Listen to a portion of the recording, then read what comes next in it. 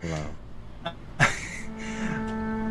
Hey everybody, welcome to I guess this is our true kickoff of our campaign for Bards of New York. I am so happy to be here with all of you and then also all of my wonderful friends for the first session that we have together. Before we start the campaign all together, we have a few announcements we want to make. So we're just going to go through, make those announcements, and then we are going to kick it off. So I will start. We are really excited to announce that we have our website is now live. The website is www.bardsofny, as in the letters.com. What's really exciting about this website is we are also launching a for-hire DMing service. The 3 DMs are myself, Kyle, and Will. And you can go on. There's different prices. You set up an account, you talk to us, and if you ever wanted to try to play D&D and really didn't have anybody to start with, we are happy to teach you and help you and show you this wonderful world that we have found so much joy in. So once again, that's www.bardsofny.com. And just a quick shout out to Kyle's fiance and one of our moderators, Rachel. She helped us put together, actually she did all the heavy lifting of making the website and designing it. And so just if you're in the chat, give her a big shout out or in the comment section or anything. Like us for Rachel, because she's a badass. And now over to you, Kyle. Yeah, basically all I'm announcing is that our streams are going to be on podcast platforms fairly quickly within the weekend that they happen. You can find them on Spotify, Apple Podcasts, and then a lot of the different niche podcasts networks that you would want to use. But please, specifically for Apple Podcasts and anywhere you can give a review, please leave us a review. It does wonders for our self-esteem, and it helps us with getting our show out there. So please leave us a review. It can be honest, but I really hope that it's kind. Thank you. Over to you, Dan. Oh, hello. We're super excited. Thank you, Kyle. We're super excited because, and I see people doing it already. We made a Twitch affiliate even before all 6 of us got in the room together, which is Bonkers, New York, my favorite suburb, and not the time to drink. And so what that means is that now we would really appreciate it if you could subscribe to us. It is a way that you can be more involved with us, and we're in the future going to have different tiers and different things that you can do if you subscribe. But right now, a really simple way to do it is if you actually can use your Amazon Prime account, and it's free for you, and it helps us, and it's wonderful. And I see that 2 people have already done it. Krew, I apologize if I did that wrong, or said that wrong. Subscribe with Prime, and then Buster 4372. Who we might know. He subscribed at a tier 1, which is mamma mia. And great. That's all I have to. And yes, and we'll be adding things, and we'll be letting all you know about all that in what you get for subscribing that. But right now, thank you for subscribing in general. It helps us tremendously as we are just starting our journey. And go ahead, Hannah. Well, I just want to announce, well, it's more of a thank you for all of you. Our Instagram, before we've even started our campaign, we have over 300 followers, and we have all of you to thank for that. And we're blown away by the support and the momentum. And we just want to give you a big thank you. Our hope is that when we get to 500 followers, we're able to do a little bit of a giveaway. So tell your friends to subscribe and follow us on Insta, and then you might get some cool shit. Drusif, your turn. Yeah, continuing with the thank yous. We also want to thank the wonderful artists who let us use their music. And If you want to find out more about their work, check out the link in our About section. Over to Will. So we are, it's our first session, all 6 of us in a room, virtual room, beginning this adventure together. And as such, we are looking and have begun the process of getting our party artistically rendered. I'm going to keep mum on some of those details until we are further along the line, but sooner rather than later, we're going to have some fabulous representations of these characters full on to use both out and about and then specifically during the stream. During this stream and for the next couple weeks, I would imagine, you will see token representations that we've all crafted for these characters. Think of them as colorful little placeholders until the real deal comes our way. To that end, if you are a visual artist, a digital artist, or an artist of any medium and are watching our show and feel like you want to collaborate with us and create some art, please reach out. We are looking to sort of build a network of artists that we like and trust and vice versa. And we'll, as time goes on, we'll be looking to feature as many artists as we're able to. So please don't be afraid and shoot us a message. Right, I believe that leads us to Woody. All right. So just to hit our rules, now that we're all together, it feels like I'm actually saying for real this time, is respect each other, respect each other's characters, invest in each other's characters and each other's stories, be creative, and let's have some fun, because now we're finally all together to play some D&D, so I'm stoked. Cool. Well, without further ado, let's start this campaign. As the camera pans down to the cliff of Camden Mesa, this 2-tiered city, it comes in and we arrive on this storehouse that's built on the side of a cliff.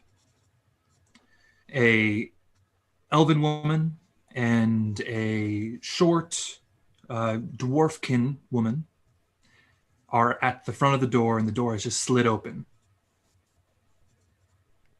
And you are all there looking at each other.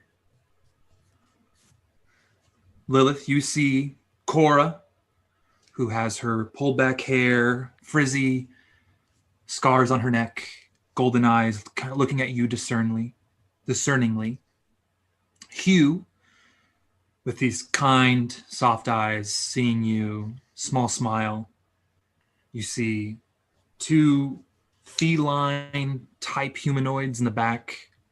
As the door slide opens, their seemingly bickering stops, and they both look at you. You see a covered in hay, a little dirty, hooded figure up in the loft in the back of this storehouse looking down on you. And you also see a leather-clad, handsome gentleman with his hair pulled back, just sitting and leaning. There's a silence for a moment, and Cora speaks up.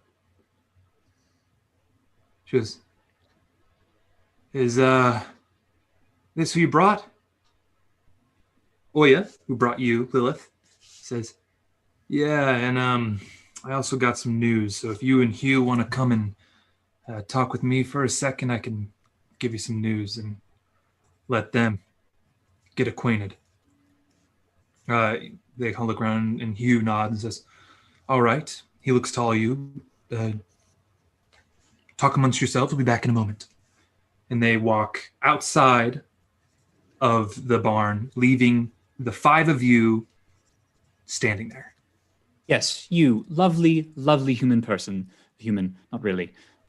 Person, can you please explain to this man that if you walk outside with an umbrella and it's sunny out, it's called a parasol?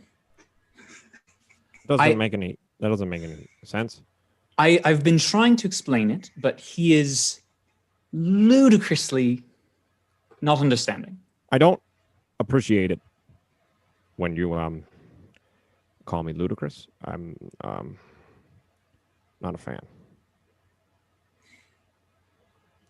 This seems like a lover's quarrel that I don't want to get into. Who are all you people, and why are you also here? Do you know what's going on? Probably for the best, darling. My name is Ember. These are our fellow compatriots, and we are apparently being hired for some sort of mission. Mission? I'm honestly not sure.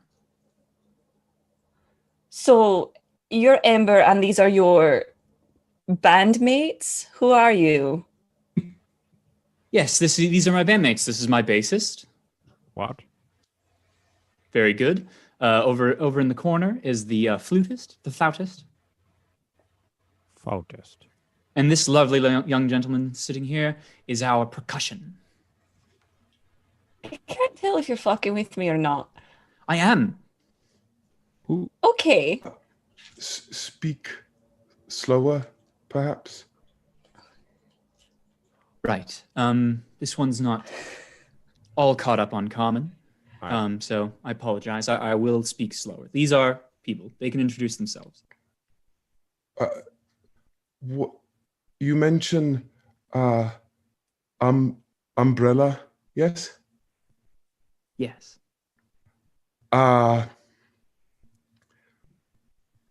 Please describe. It's boy. it's an object. Do you want the description of the object or the usefulness of the object? Because I can give you many different things. Use is preferred. You walk outside. It's raining. You don't want rain to hit your head, so you use a barrier of sorts to block it. It kind of snaps open. It's called an umbrella. Why not just stick with cloak? More reliable. Fair. They have a point. Well, What's your I'm not name? here What's your name, little one over there? Callias. Oh, nice to meet you, Callias. I'm Lilith. Likewise. Likewise. I thought your name was Callias. I didn't know your It's name. because was she also said nice to Lilith. meet you. Oh, sorry. And your name is Nervous One in the corner? Leonidas Goldspear II. Oh, that's a mouthful. Yes, there's two of them. What? Oh. Okay, and you, Silent One, who's sitting on the table over there. I'm Ryujin. I'm just a little confused on what's going on here, but that's why I'm a little silent. Well, I think we're all Also- confused, except for this one with the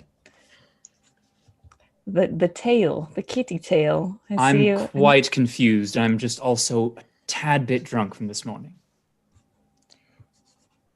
Okay. Uh, Well, where are our captors, or whatever they're called? The people who are giving us this job? Are you all in need of money as well?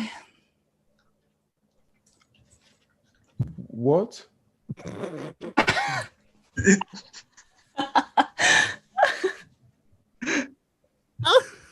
Sorry. Where were you tripped up? Was it the money or was it captors? Do you speak a lot of the common tongue there, little one? No. Oh, I start to speak to him, Woody. I start to speak to him in Dragonborn. Okay. Draconic. And Draconic. Yes. Draconic, sorry. Draconic, Yes. not in Dragonborn. In dragon. In Dragon. I start to speak to him. I start to speak to him in Draconic. I say, do you understand what I'm saying now if I speak a bit quicker? I take a big old breath. Yes, that's much better. Much better. Please, we can keep doing this, yes? Do you all? I don't know. I've just met them as quickly as you did, but I do. oh, you do. Ryujin and Draconic says, yeah, I know what you're saying. Oh, okay.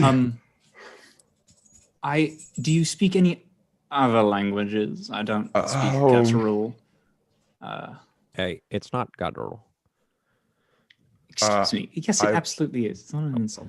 I will slide into Elven cautiously. Oh, thank God. Oh, hello there. Okay, so we can all understand each other eventually. It's very nice to meet you. Oh, we've gotten over this hurdle. Okay. I don't understand. So are we leveling up, guys? Come on, level 2, right? Milestone. That was level 1. That was level 1. Boom! We made it. Try to communicate. So I can speak like this to you, like this, and then to you, not? Maybe? Yeah, we could all speak common.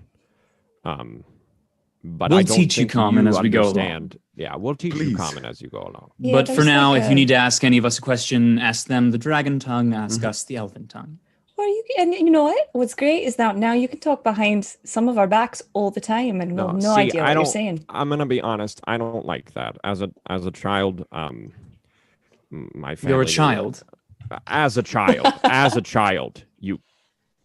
Well, that's what friends do, is it not? Are we friends? I just met you. Oh well, sorry, didn't. No, I'd like to be a friend. Yes. Wow. This is going to be very entertaining. I start looking around for the two people who brought us here, just looking for anything to get me out of this conversation. Yeah, just at that point, as you guys, that conversation kind of lulls, you have noticed that the door is slid open, and the only person who has now entered is Hugh. Oya and Cora have gone somewhere else, seemingly. Hugh walks in and looks at you all and says, all right, the Cora and Oya had to take care of some business, so I'm here to fill you in on why you're all here now that we have a seemingly complete team. So if you could all just arrange yourselves accordingly, and I'll fill you in. So Ember does a little turn around himself and stays in the same exact spot and then just kind of smiles. Good. So first things, if you go by Lilith. Hi. Hi. My name's Hugh. Hugh Thornton, and I am one of your. I don't like using the word employer. Let's call me a team leader. So, our job that we have for you is many phases. It is, at the end of it, we are building a expedition to go on to somewhere in the desert. And we ask you to help us assist in this expedition. Just some background. When I was at school up in the Citadel, I came across some writings of a underground passageway that would lead to an supposedly ancient tomb. Now, this tomb houses supposedly a mythological king who was buried there, and with that, many riches. So if you're all hurting for some money, of course we would split at the end of the day. Yes. Questions anytime, Mr. Mia. Money. What is its use? Yes, I forgot. You take little pieces of precious material, and you can trade it for things you want. Understand? Gems. That is a form of currency, rather raw, but a form of it, yes. And do you always take it from people's pockets after you are done with them? Oh. Or is that not how? No. It's if I mean this is getting into some moral gray areas. If there's a person and you are defending yourself, I'll try to keep this positive. Defending yourself, and you succeed in defending yourself at the cost of their well-being, then I don't know. They're not going to use what's on their person. Maybe if you were really altruistic, you would give it to their family if they have any, or just take it for yourself. Finders keepers. Yes. Now, there's also a part of that involves not killing the person and just kind of sneaking by and taking what's in their pocket. I feel as though that's quite less bad. Or we could kill the person. Or we can just kill them. Wow, what a group. Right.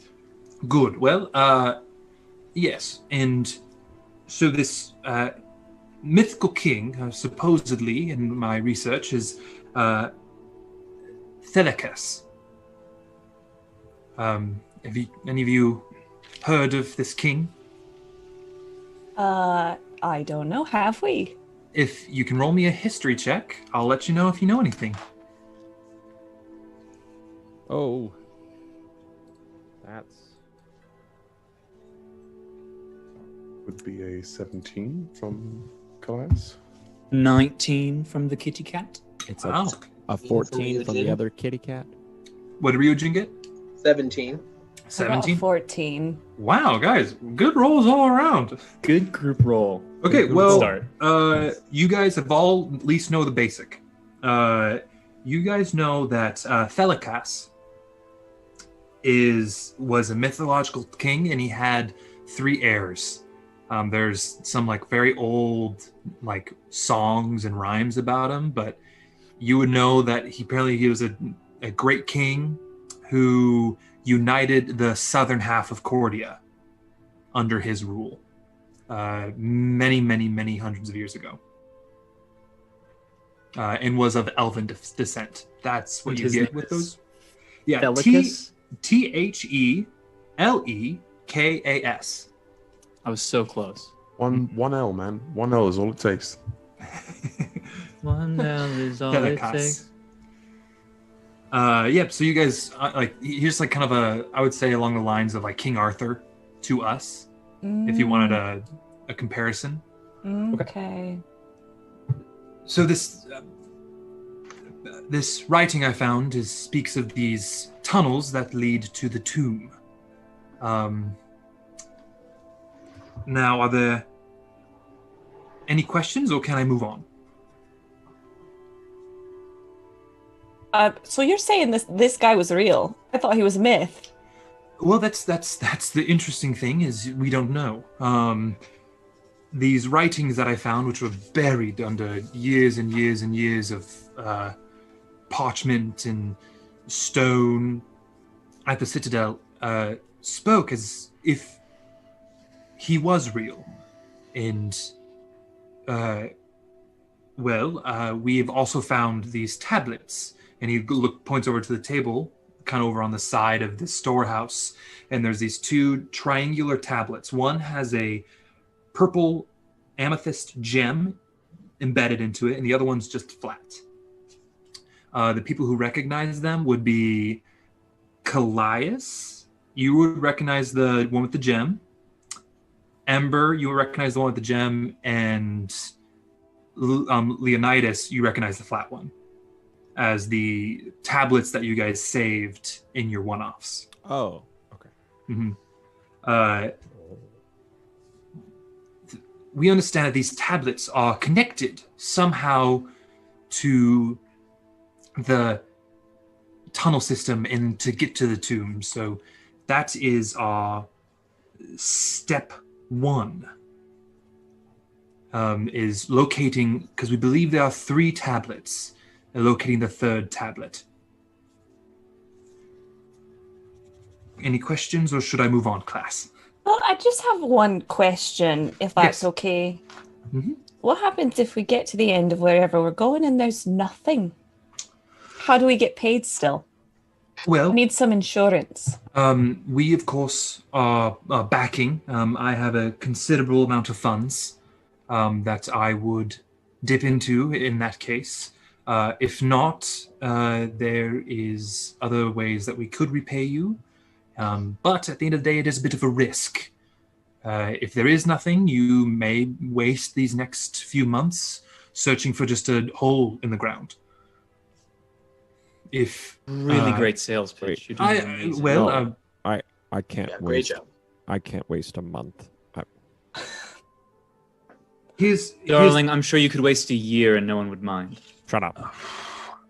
Yes. Here's the bit of the stinger that kind of makes me believe that there would be something, at least of great value there. It is the tunnels lead to the edge, and I believe into the Seraphic Tear.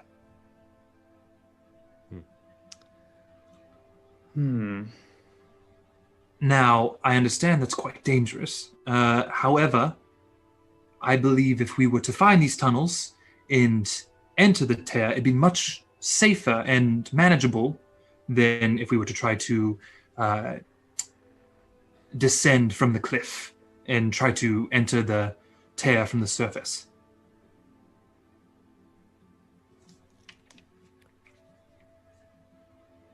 What? You know, Do you speak go, Elven Elias. and or Draconic? Draconic. I heard. I just don't. The tear. Yes.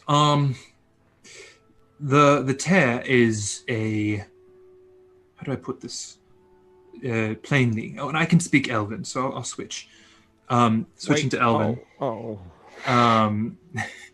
And he sees you kind of put like, oh shoot.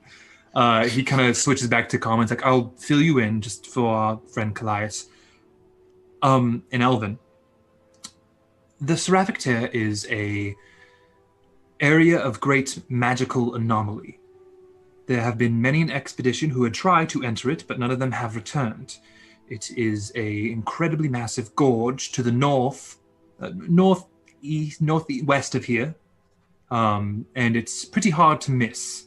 I believe you and my sister came from the sea, so you did not see it, but it is a land of great arcane mystery, and also, in a lot of people's opinion, great treasure. Sort of arcane mystery and questionable magical potential. Callias just tugs their hood further around their shoulders, down over their brow a bit, before looking back up. Thank you. And then he fills it in, the rest of that in English, or common, for you, Leonidas. So it is quite a dangerous job, but in my very well-educated opinion, it will be worth it.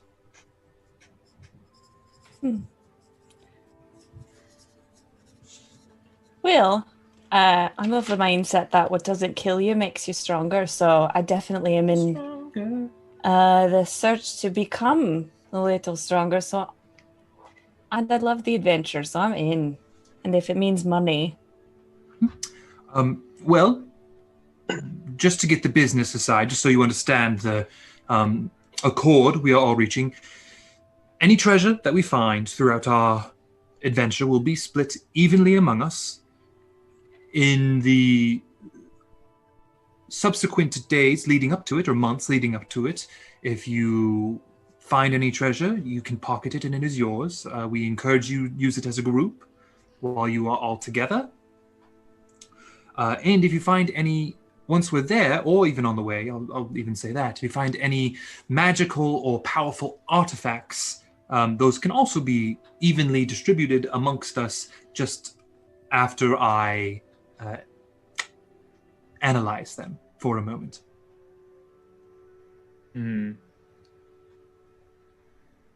Okay. Is that cordial? Sounds fair to me. This is courier.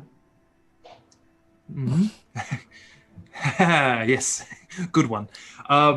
You don't have to. All right. I thought that was not funny. I know you did. So, Thank you. I don't need you to sign anything, because if you ever feel like it's too much for you, you can absolutely turn around and leave. But you are more than welcome to stay here. You can also go and find other lodging somewhere else within the city, as long as you just kind of keep us updated and posted about it. And then we can go on to our first order of business if you are all... Let's go. Please. All right. I'll take that all as a group yes. All right. Well, first thing, we need to location of that third tablet. Have gained some information that there is a courier entering the city tonight at midnight who would bring information, and we believe this courier belongs to the Longhorn gang. A particularly nasty group of people. I believe we've already had a few run-ins. Leonidas, you and I had the run-in with the Longhorn away here from the outpost. Yes. Yes. So we believe that they are in possession of said tablet, or at the very least know where it is and are working for it, because they have tried to take these 2 tablets from us. Just going over my notes here. So the associate will be here, or courier will shoot into the city from the road around midnight. And we're not sure if they arrived to the safe house at midnight or into the city at midnight, but we need to figure out where, and we need to tail the courier to this safe house, because I believe that will also give us information. And then we also need to get information where we can find the Longhorns' base of operation, and if they have the tablet, and if they don't, or if they do, where said tablet. And that is the mission, if you choose to accept it. What is that a reference to? A book I read. No, So- I enjoyed that, Hugh. I'll say. So we need to go and do a...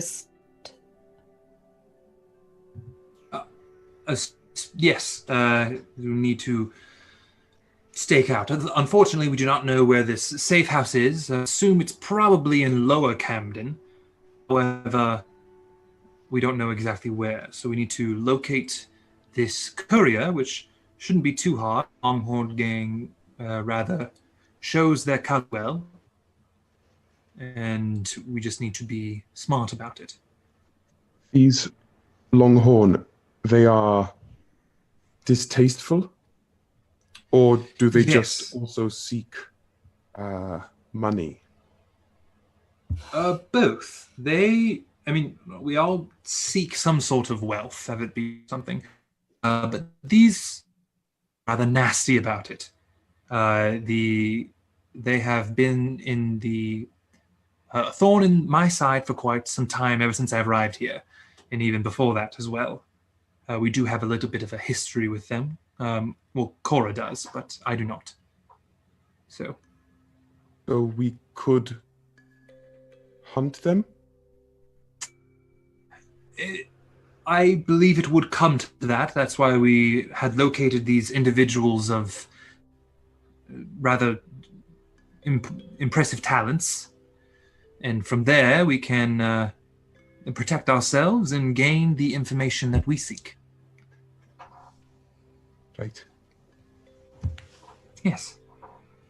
So until then, I would say at what's near the Cottonmouth Saloon is rather near to the southern road that leads to Camden Wharf. So we can meet there in around 10 and begin our time from there.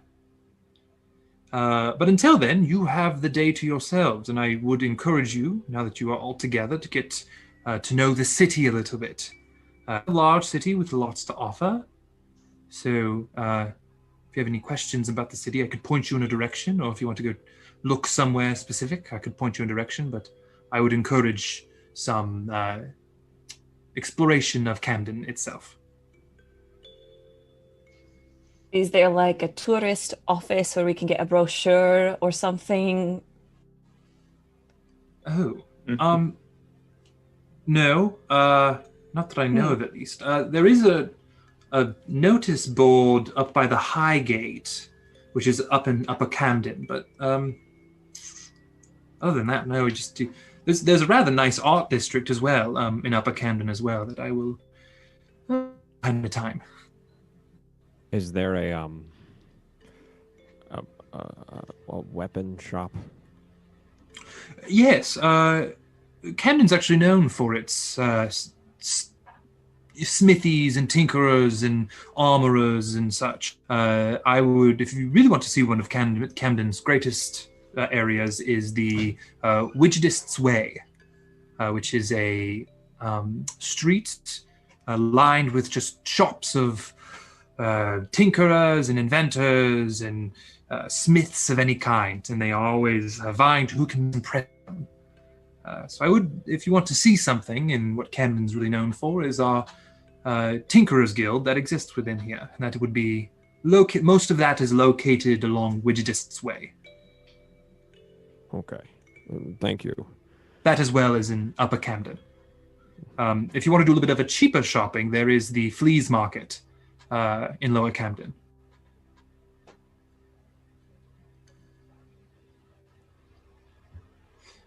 I'm sorry, you're muted. Are we starting our first episode as a shopping episode? Is that happening? I don't know. It's not really a shopping. I just want you guys to get to know the city a little bit, to have a chance to explore. And then I would love to sightsee. Let's go. Let's go to the art district. Not a shopping. It's more of a window shopping arts district sightseeing episode. Is this like a team building thing? Do we need to go to a museum together? Let's go to a museum. Everybody grab everybody else's wrists and try to untangle yourselves as swiftly as possible. I think That's where we're at today. That's where we should go.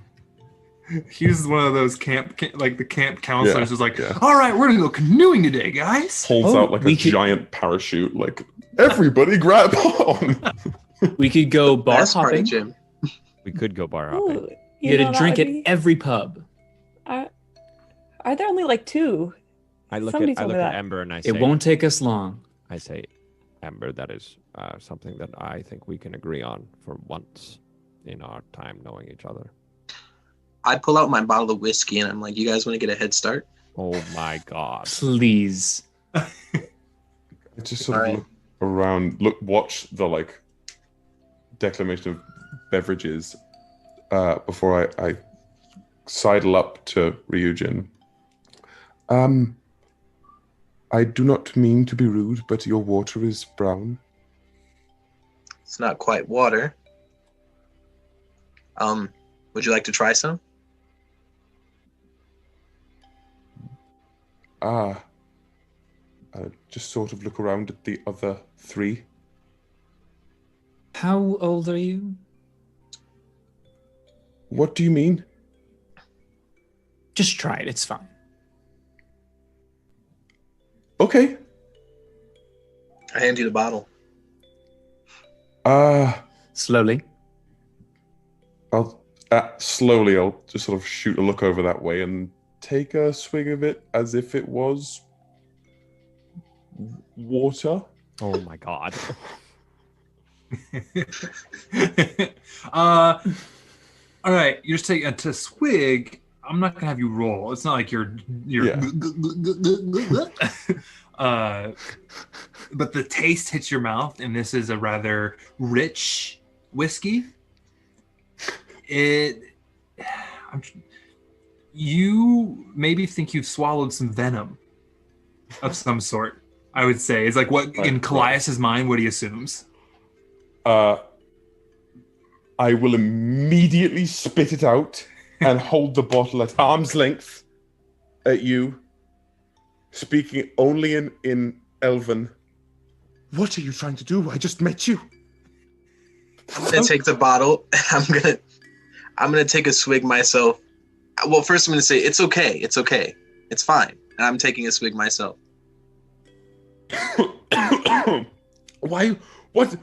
Why are you doing that? It's good. No. And it leads to fun times. What? Sweet one, it takes a little. If that was your first time, it takes a little to, get a palate for it.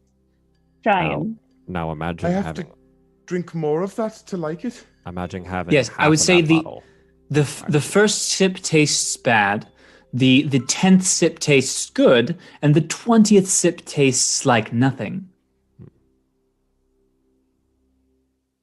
And then what Okay. happens is And then you die. no. Then you fight. So people. it is. No, No. It's Just just don't do- slower. It's not meant It's to at kill a you. different It's speed not than meant- everything else. you know what? Yes, No. it is a Die slow poisoning. from it. I This go isn't up to- helping. I go up to Claudius and in Draconic, so I say, "Look, it's meant as a celebration of liquids. So you drink it. It might not Okay. taste good, but it makes you feel good. Okay, It's meant to raise your spirits. Yes. we had something like that, and it tasted bad, but was a happy thing. But you only ever drank it one time, so this is okay, as long as I'm not going to die now. Say, the brown bottle. No, you won't die. You won't die. I mean, unless Ryujin's poisoned it and then you both will die. I have not poisoned it. I just drank Insight from- check. Inconceivable. 14. Ryujin, Ryujin's telling the truth. Sabotage, character dead, session 1. TPK. Ryujin is the bad guy. Well, I think we have two choices. We can take this little one here to the pubs and educate them on the finer things of drinking, or we can go to some museum and stand around till our backs hurt, and then we'll be uncomfortable tonight. Me, pick me. Yes, you. We do the drinking and then the museum. It makes the museum so much better. I have to warn all of you, if I get too drunk, I will punch all of you. I've had a lot of problems with fighting, and I've been kicked out of a lot of different places, and I'm really trying to work on it. Well, and Hugh speaks up. If there is a place that is cool with that, it would be the Bricks, which is a large tavern and inn located along the Mud Lane. I Which know where is- it is. It's where I'm staying. Oh, so it's rather rough, but they have, I believe, a pit where if you wish to test your mettle against any drunkard, you could do so. I'm in. Oh, Okay, well, if you're looking for us, Hugh, is that your name? Hugh? yes, Hugh, yes. If you're looking for us, we'll be at Bricks or the museum. I will see you tonight. All right, well, I will see you at 10 p.m. at Cottonmouth. Gross. Cool. See you soon. Goodbye. Yeah, I know. I hate when that happens. Yeah, it's It's like it's the worst. And like a field trip school teacher, I'm ushering everybody out. Okay, you guys slide the doors open, and you see all of lower Camden below you. You see the large kind of clock tower looking building of the off in the distance of the Cult of the Wild Hunt, you see just a bunch of ramshackle buildings all kind of piled together. You really get the sense that Lower Camden wasn't originally part of the city when it was first built. It was continually added on and has grown out quite a ways. There is a small, almost lake in the center where the waterfall comes down of the river that runs through the city. That's where the mud lane exists because of the wetness and the red clay dirt. And there's just that mud over everything. And as it goes further out, there's less and less of that mud and more of the dust. There's one bridge that goes over it, very aptly named Bridge Street. It is a large bridge. There's always some kind of sellers selling some kind of trinkets or food or hawking any kind of thing. You also know down on the other side of Lower Camden, there is Flea's Market, which is a open air stalls where people just go and sell their wares, and you can barter with them. But it is known to have a few pickpockets every once in a while. But the Bricks is located on Mud Lane, which is just on the other side of the pond from you, as you guys walk along the cliff road that runs across Camden Mesa. And there's different switchbacks you can go down to get down into the streets. Just lean in towards Leonidas and whisper in Draconic. This is big. Fairly big. Are they all this big? Yes. It's okay. You stick with me. I like you. I take care of you. I was sort of like stray between like wavering as to whether I want to pull away from Leonidas's orbit or get closer into it. So I'll just stay exactly put and sort of shift on both feet as I go. Awesome. So where are you heading? To the Bricks, right? The Bricks. Great. All right, just want to double check. All right, so you guys move your way down. You find the first switchback, which will lead you to, there's alleyways and small streets everywhere, but there are the number of big streets, and those are the ones that are really named. You get down to Clay Alley, which is, you notice that as you get down the switchback, it's a lot of craftsmen and masonry and coopers, just kind of your basic craftsmen. As you move through it, you get down to the small pond, to the river, and it gets a little bit more of slightly residential. There's a couple restaurants or places to eat as you move along the river, but everything just kind of seems like, if it's a restaurant, it also seems like it's where they live. It's a very, just, they make it work in this lower part of the city. As you move over across the bridge, the day, it's getting more closer to midday, and you move up. As you enter Mud Lane, it is dingy. The ground beneath you is stacked with these wooden pallets just to keep you sinking into the mud. And so the pathways are this kind of winding bits of these wooden planks laid down that people just kind of navigate through and move through. The smell is earthy, but there's also, just from all of the craftsmen and industry, there's a slight acrid sense to the air, but it is overwhelmingly earthy. Just every once in a while you get kind of this sour, acrid smell. You move down through Mud Lane, and you turn, and the roar of the waterfall is starting to become louder and louder. And sounds of the city, y'all. Jesus. Where am I? There I am. You get to this, push right up against the cliff.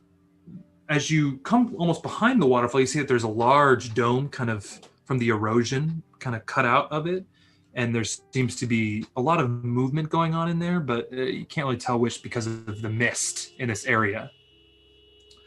But you get to this small stone building pushed up against the side of the cliff, and a rather beat up sign swinging right above it is just a painting of a brick. Clever. Okay, well, Callias, that's your name, right? I say in Elven. Yes. Yes, indeed. Do you want to drink more of the... Sorry, gang.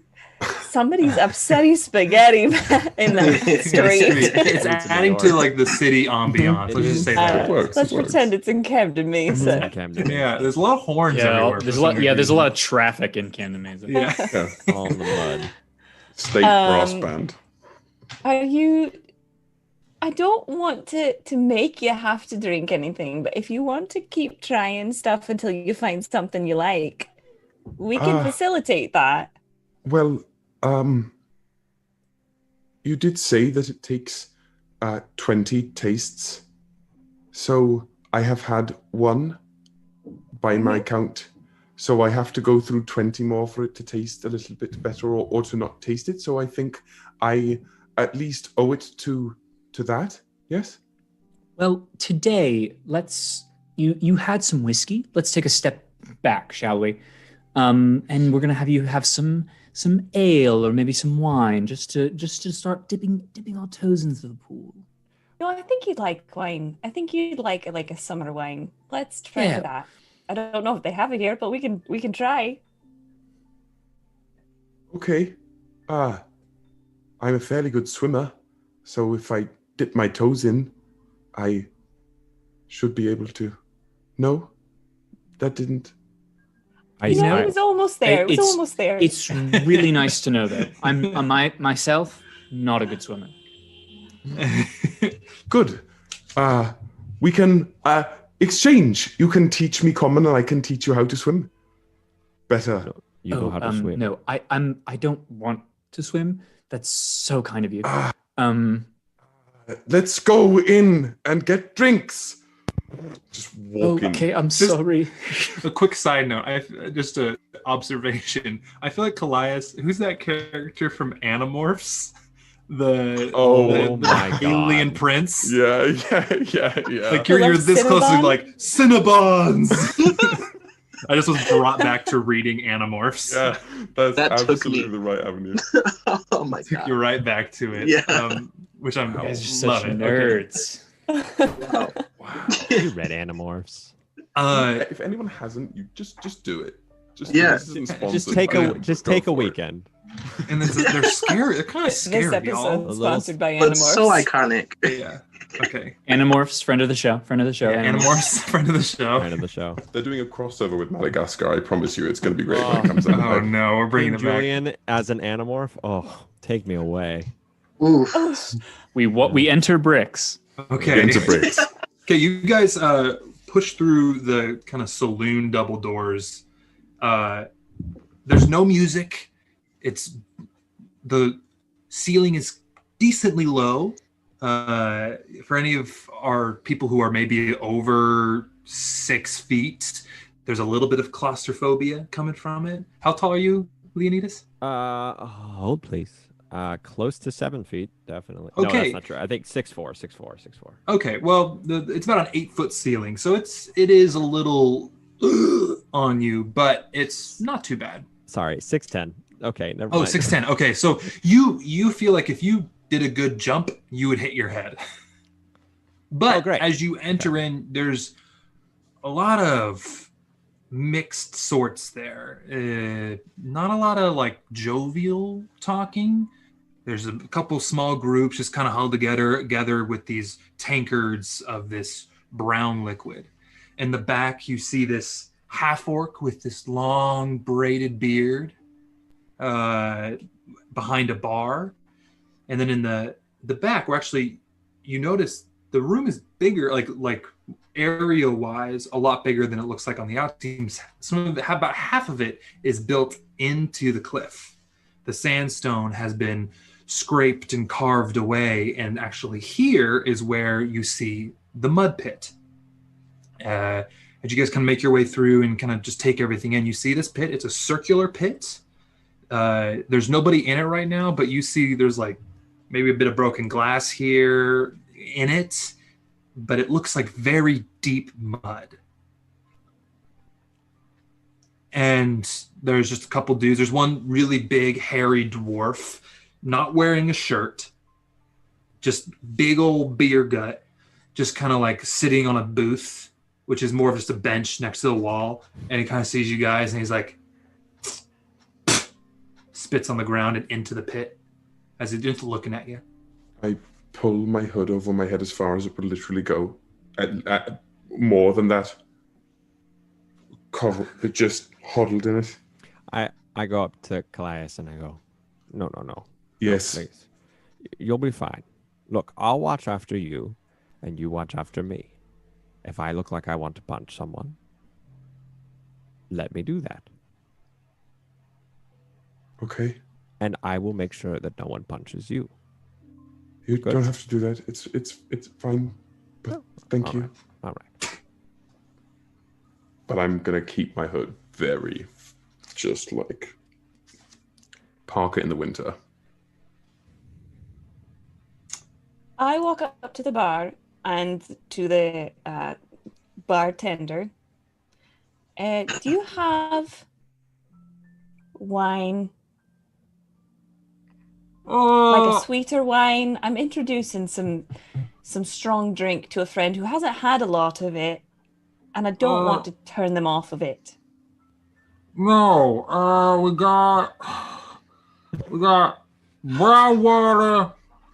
Oh no! We got clear water, and we got the hard stuff.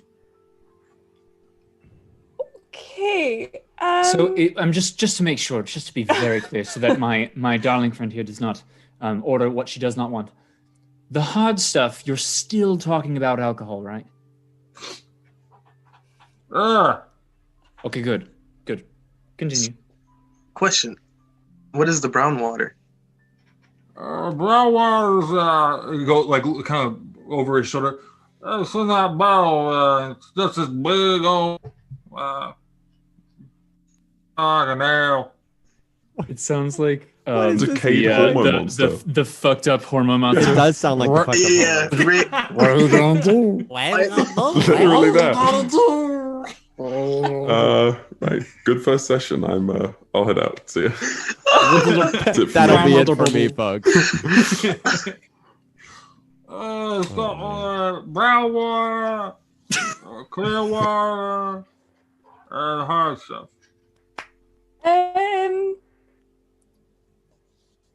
Out of your lovely Hard stuff. selection. Oh, Yeah. Jesus. I'd like a round of hard stuff for everyone. Going that All far. right, let's He's like, 1, 2, 3, 4, 5. That's gonna be a gold piece for all of you. What? Does anyone have money? I have do. some I can pay for this. Oh, you've got the booze and the money. I see now. Okay. I flick him a gold piece, like a cool dude, you know. it just kind of like bounces off his chest. He goes, Why'd you do that? he reaches down and grabs it. Kind of looks at it for a second and does like the classic bite. All right, 5 hard stuff coming up. Goes over, takes these 4 smaller tankards. They're not like this massive steins like you saw with the other people drinking. They're these like kind of smaller handheld, like a large dram, if you will. A rocks glass. Let's just say it's a wooden rocks glass. And pours this. It's like a golden liquid, but there's stuff floating in it. This is the hard stuff? This is the hard stuff. Oh boy.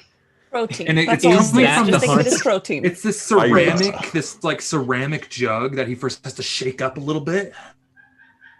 And he goes, May I, when I inspect the pieces, what do they look organic, insectoid, roll me, mold? I would say an investigation check. I'm gonna say. Not a medicine. Oh, no. I will take an argument for medicine. Yeah. I would It's just- love it to stay as investigation because my medicine's a 0. The booze isn't pasteurized, don't you know? You know that pasteurized liquor. Investigation or medicine? Let's go with your choice, Sophie's choice. Investigation. Nope. Nope. Nope. Is that 9. Ladies' I mean, choice. it's not. A 9? 9 Yeah. total? You can't really tell. It's small. It's like Protein. It's protein. you don't Just- think it would get just don't stuck think in your about it. teeth. Yeah, you don't. It doesn't look like it's gonna like ooh crunchy, but you'll feel it in your mouth.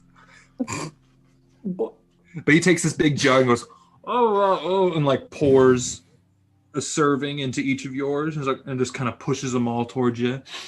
Is his voice just Tom Hardy from Peaky Blinders? A little bit, yeah. Little Yeah, bit. duh, dude. But like No, not as weird. I like Rick from Big Yeah, Mouth. Rick from Like- It's they meet. It's where they meet. a Morge.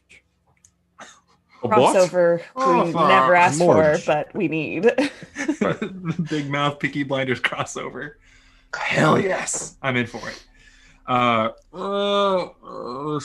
Anything else? No, thank you so much for all you. What? Oh, wait, hold on. Oh? The pit over there. How does that work? Usually just throw somebody in there and start hitting them. Sounds good. All right. If you wanna make it official, there's a person who I can call for you, and they'll come and you can place bets and stuff. No, I'd like to fight someone, but that'll be later.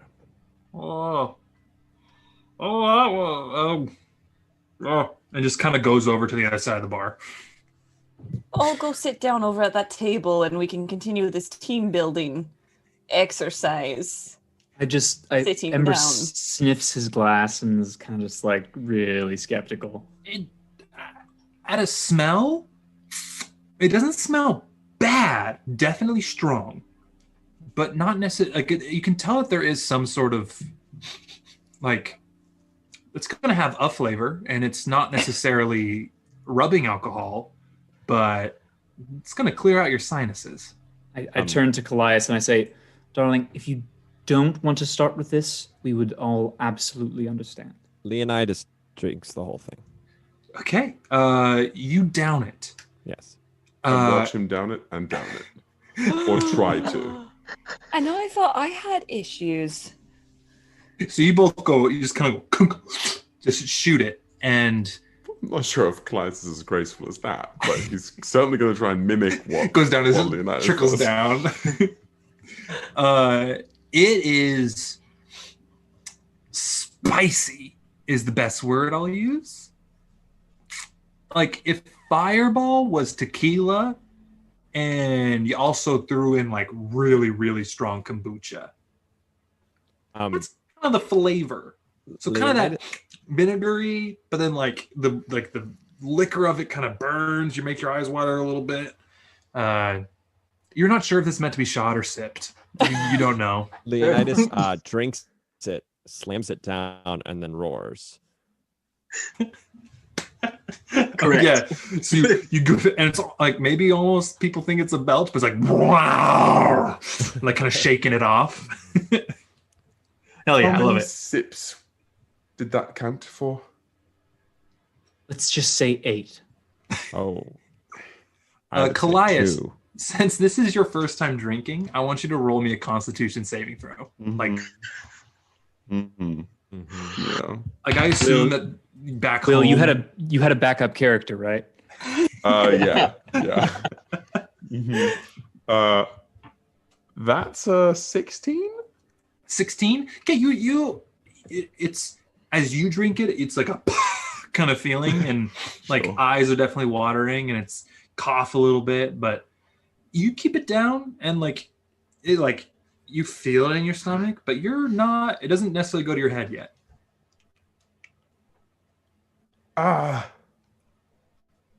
Better than sip one. Good. A little. Good. Ow. That's normal. Don't worry about that. That's pretty par for the course there. And people, is this a Camden thing that people do? It might just be a bricks thing. I really hope that we can show you better alcohol. We did absolutely come to the wrong place first, I would say. But lesson learned. Or the exact right place, because there's nowhere but up from here. Yeah. Very true. Positive. I like it. Mhm. Leonidas just all of a sudden, he just stands up Yes. and he looks around the room. Seen this before. Jesus Christ. Okay, what are you looking for, Leonidas? I think he's looking if someone is looking back at him in the way that he is looking at them. Can you describe the look though? Do the look for I'll do the look for all of you. No, describe it. Describe it for those that Describe are just it? listening. Just for those that are listening for those only that to are the listening. audio. It's a snarl, but with no teeth, so it's kind of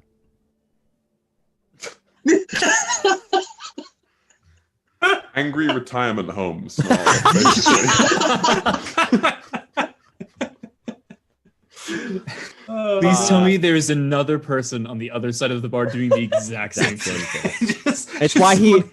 It's why he makes that face, because he doesn't think anyone's gonna make that face. He knows what to make. Roll me a percentage die. A percentage die? Yeah, Oh, boy. which is your 10s and your 1s. Yeah. You've I been know. playing. Jesus. Oh, What'd you get? 99. Oh shit. Okay. You stand up, and it's like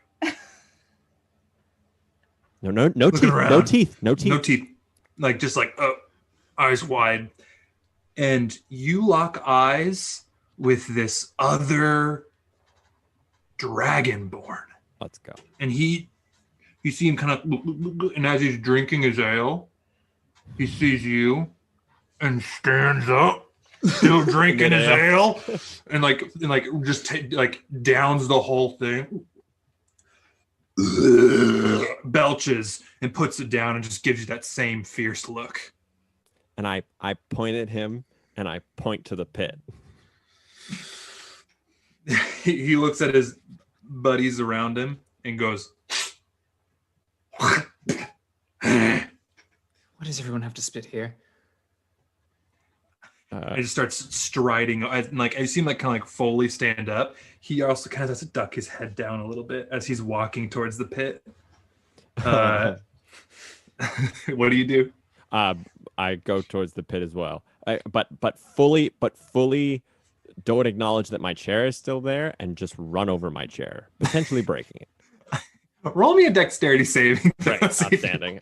Yeah. We're going to show up to our meeting, beat to Yeah. shit, absolutely fucking drunk off our asses. We're going to be like, oh my God, let's go steal a tablet. You're That's so happy a- you hired us. That's a You good know old. what? Isn't that the way the best team building exercises go?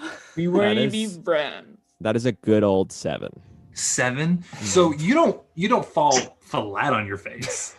You do stumble a bit, and you see this dragonborn go, huh, as he's striding over. I And he stride. just gets to the edge of the pit, and he's like doing a little bit of stretches, waiting for you to come. I cast Minor Illusion to make the sound of ding ding. Incredible. Leonidas kind of like gets himself ready, and then just like runs full speed, a la running into the water in the one shots. Just runs full speed into the Dragonborn. Oh, and tackles him. Okay. All right. Yeah, you just he sees you start running. I need you to roll me it's going to be a strength contest. So just roll me a strength contest, my dude. Oh boy. 16. Natural 20. Oh. So you come up and you connect with it, but suddenly your body isn't moving where you thought it would, and he like judo reverses you and you just next thing you know you're like flat against the mud, kind of sinking in a little bit. Just looking up, just not knowing how you got there, and you see this Dragonborn go, "This is gonna be good," and he just jumps down into it. His big feet hit the ground and like sink into the mud like a few inches. I get back up and I try it again. As you're getting up, the dwarf, that big pot-bellied dwarf, comes up to the edge and he goes, "All right, how are we having this fight? Are we doing bare knuckles or are we doing weapons?" Weapons. It just went. His nationality shifted. Weapons.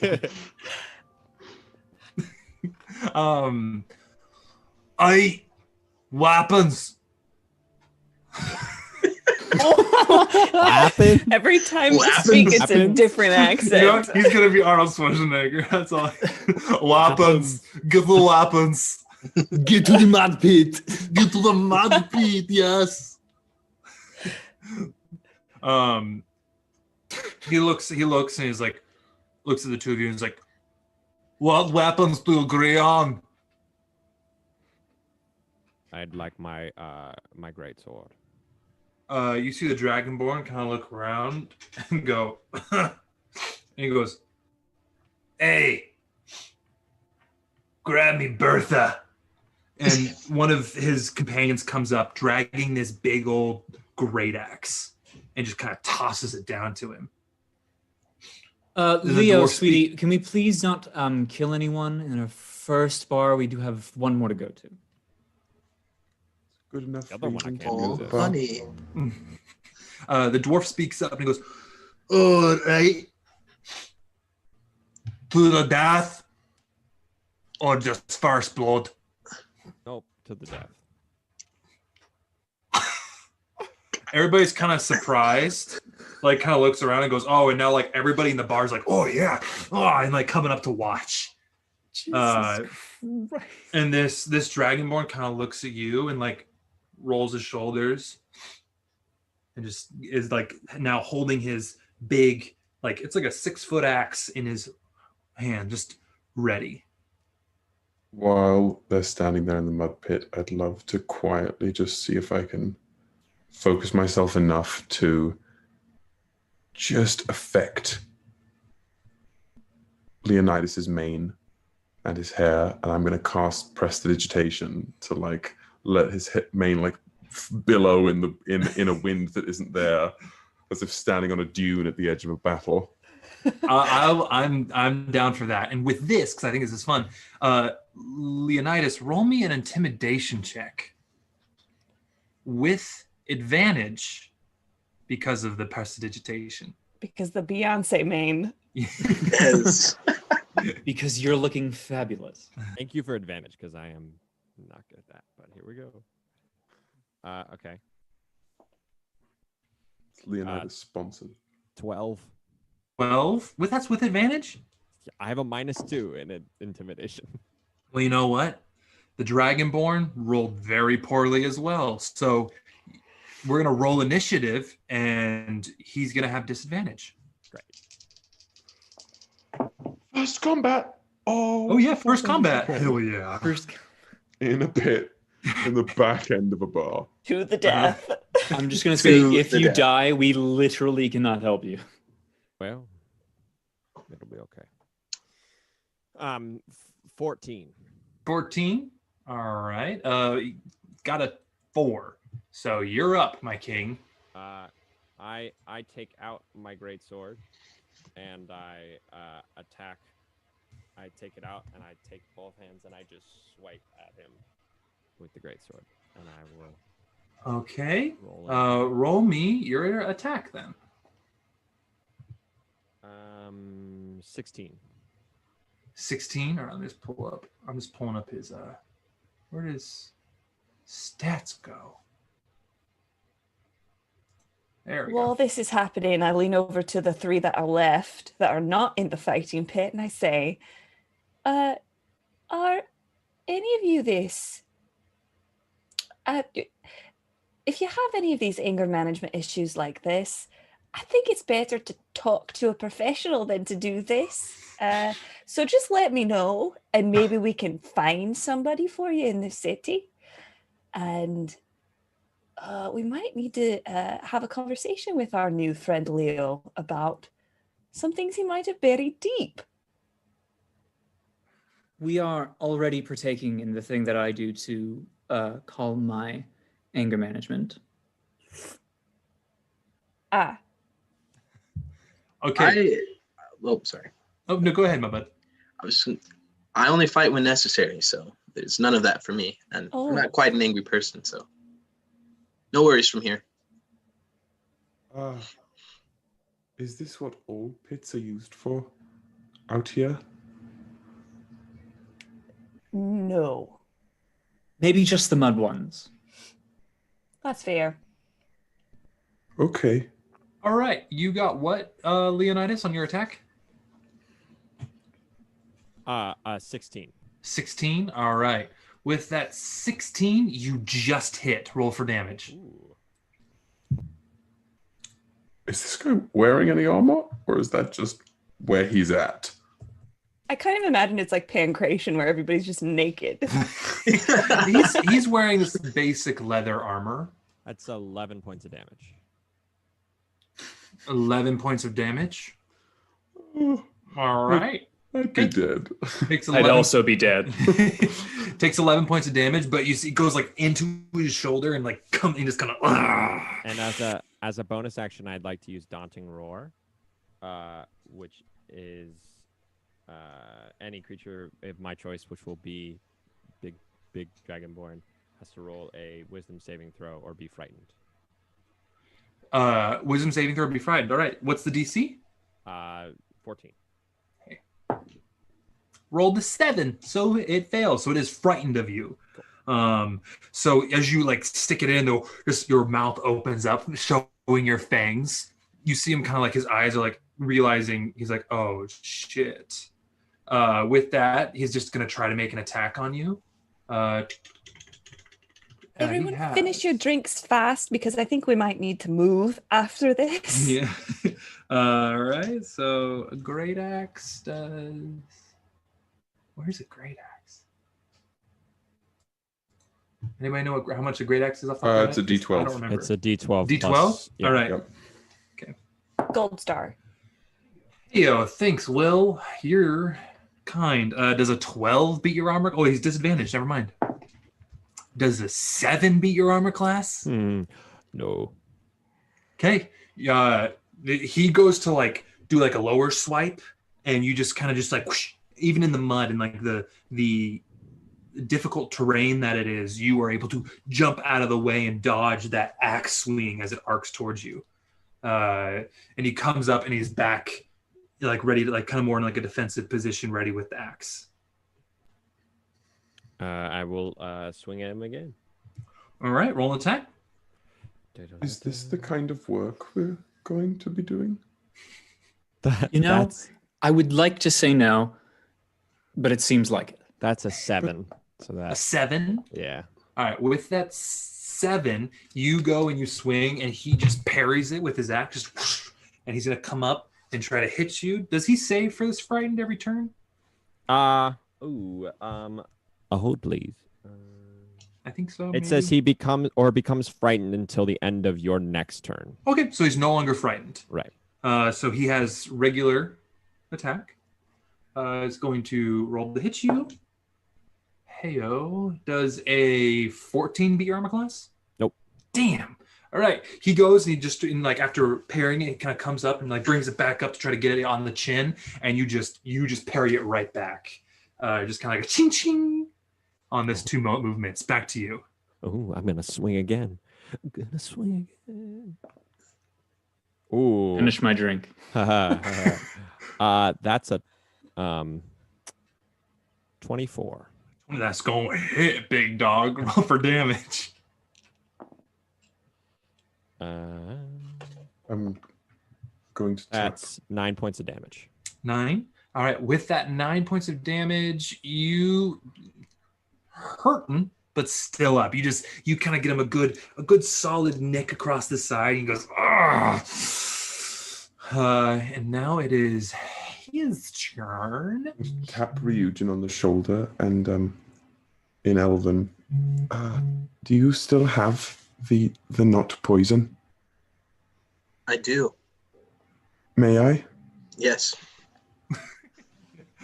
And I'm going to take another similarly sized swig to my first. Okay. Having with the comparison, just like this is camera B over on you guys. Mm-hmm. With the comparison from the hard stuff, this is a lot of flavor, and you're like, it still has that kind of burn to it, but it's not nearly as unpleasant. It still doesn't necessarily taste good to you, but you can tell like, oh, this is better. Hand it back. Definitely not poison. I can see. Yeah, sip number 9. 1 to 10, it's going to taste good. Really? Yeah. Okay. So back to the fight. And then that's his turn. go ahead. His turn, Yeah. big dog. He's going to set up and do this fire breath at you, and it's going to envelop. I need you to roll me a dexterity saving throw. We're gonna burn down the fucking pub. Okay. What'd you get? Oh God. A 5. A 5. You're going to take full damage. That is a 4d6. 4d6. We're level 1. Do we have a healer? No. Absolutely. No. We don't have a healer. Oh, we're done. You're gonna, yeah, that's don't why have a- you're the one picking the fight. Yeah. You're lucky. You take 10 points of fire damage as this fire just directly hits you, impacts you, and you just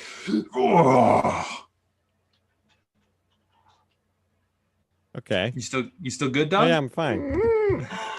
That could have been way worse. It's your turn. It could have been. It could have been way worse. I rolled poorly. Could have been done. Leonidas dies right Yeah, there. nice dice. I mean, here we are. I rolled an attack, and it is a 23. 23. All right. With that 23 you hit, roll for damage. Okay.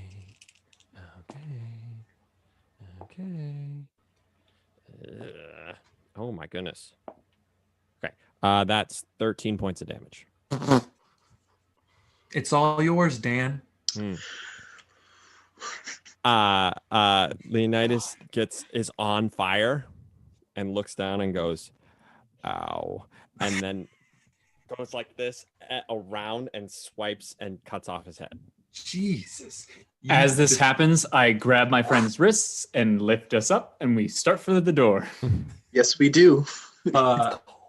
On that, you hear people go, "Oh!" as the head into the mud and kind of sinks in a little bit. The dwarf kind of looks around and goes, "It's all yours." It's now a decision that it changes every time he speaks. 4 for 4, yeah. Take Bertha.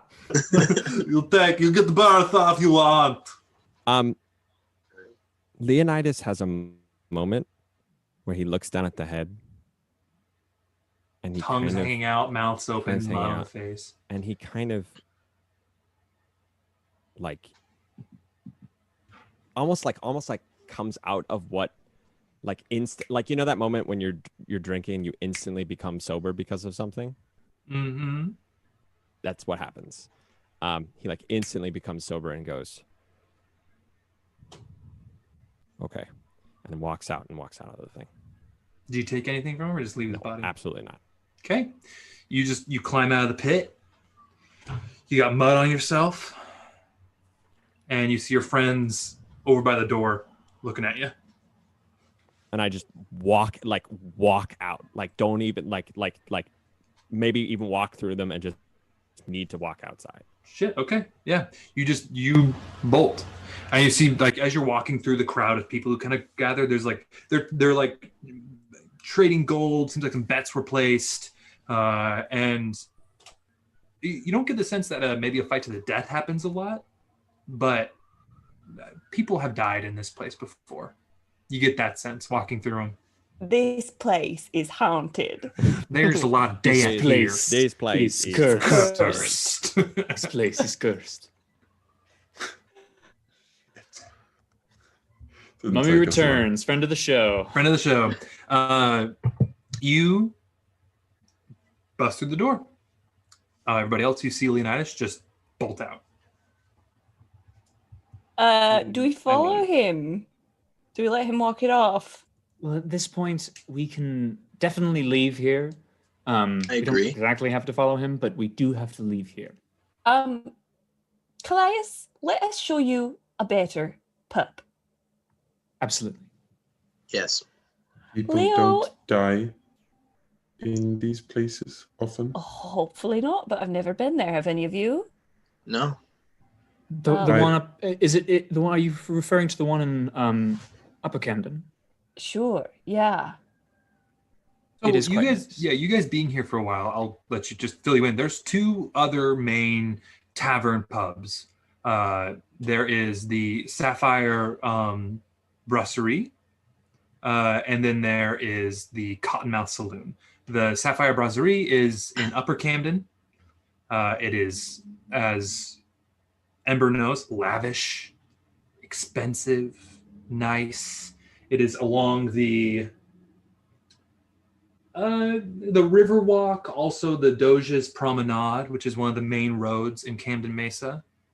And from where you are, not too far of a walk. The Doge's Promenade is just the main street over from the mud lane. Any promenade. Why do you guys say that we just waltz up the Doge Promenade and go to the Sapphire Brazier? Leonidas is outside, and he's kind of just like standing and looking at the ground. And he doesn't see the people. The rest of the people come out. He doesn't follow them if they leave.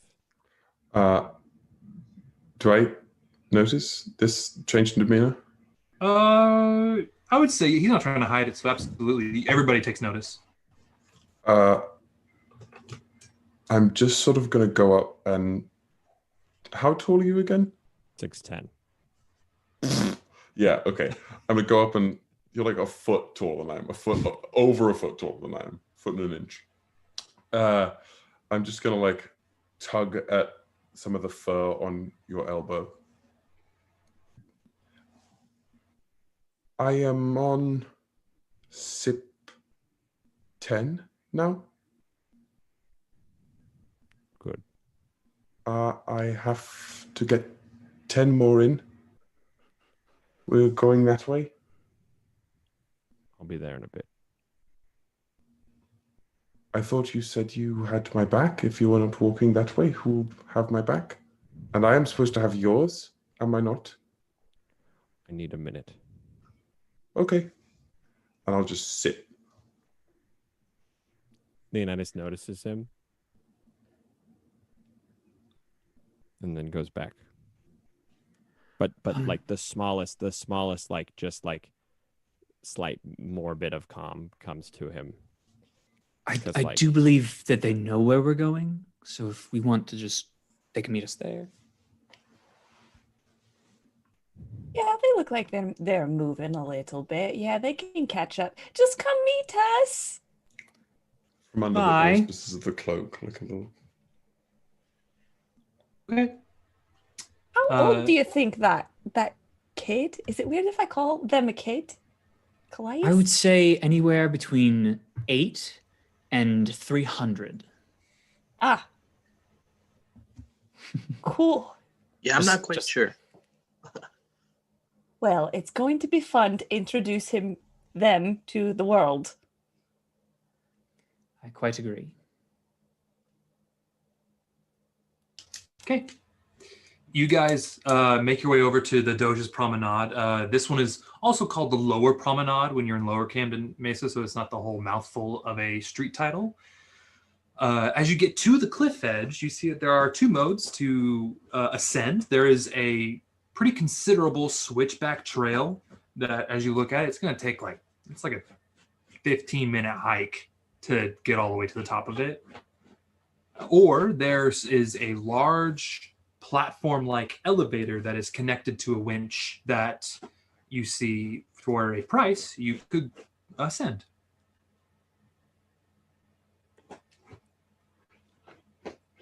What's the price? Yeah, I'm not exactly sure if I want to. You see there's an elevator master kind of sitting by this entry way to the platform itself. Hello, good fellow. How are you on this lovely evening? This elven individual looks towards you and goes, "Hey, fine. You looking to take the elevator?" Actually, we just came down off of it. We completely forgot our friend up there, so we just need to go quickly up, and then we'll be right back down. They're really, really drunk, and we're worried that they're going to fall off the cliff or they're going to get Honestly, lost. If we wait a minute, we might start hearing the scream, and then we'll hear the thwack. Have you ever heard the body? Yeah, have you ever heard a body hit the ground? It's not something I recommend. His eyes get a little wide. Roll me a persuasion check with advantage since you assisted him. Persuasion? Yeah, persuasion.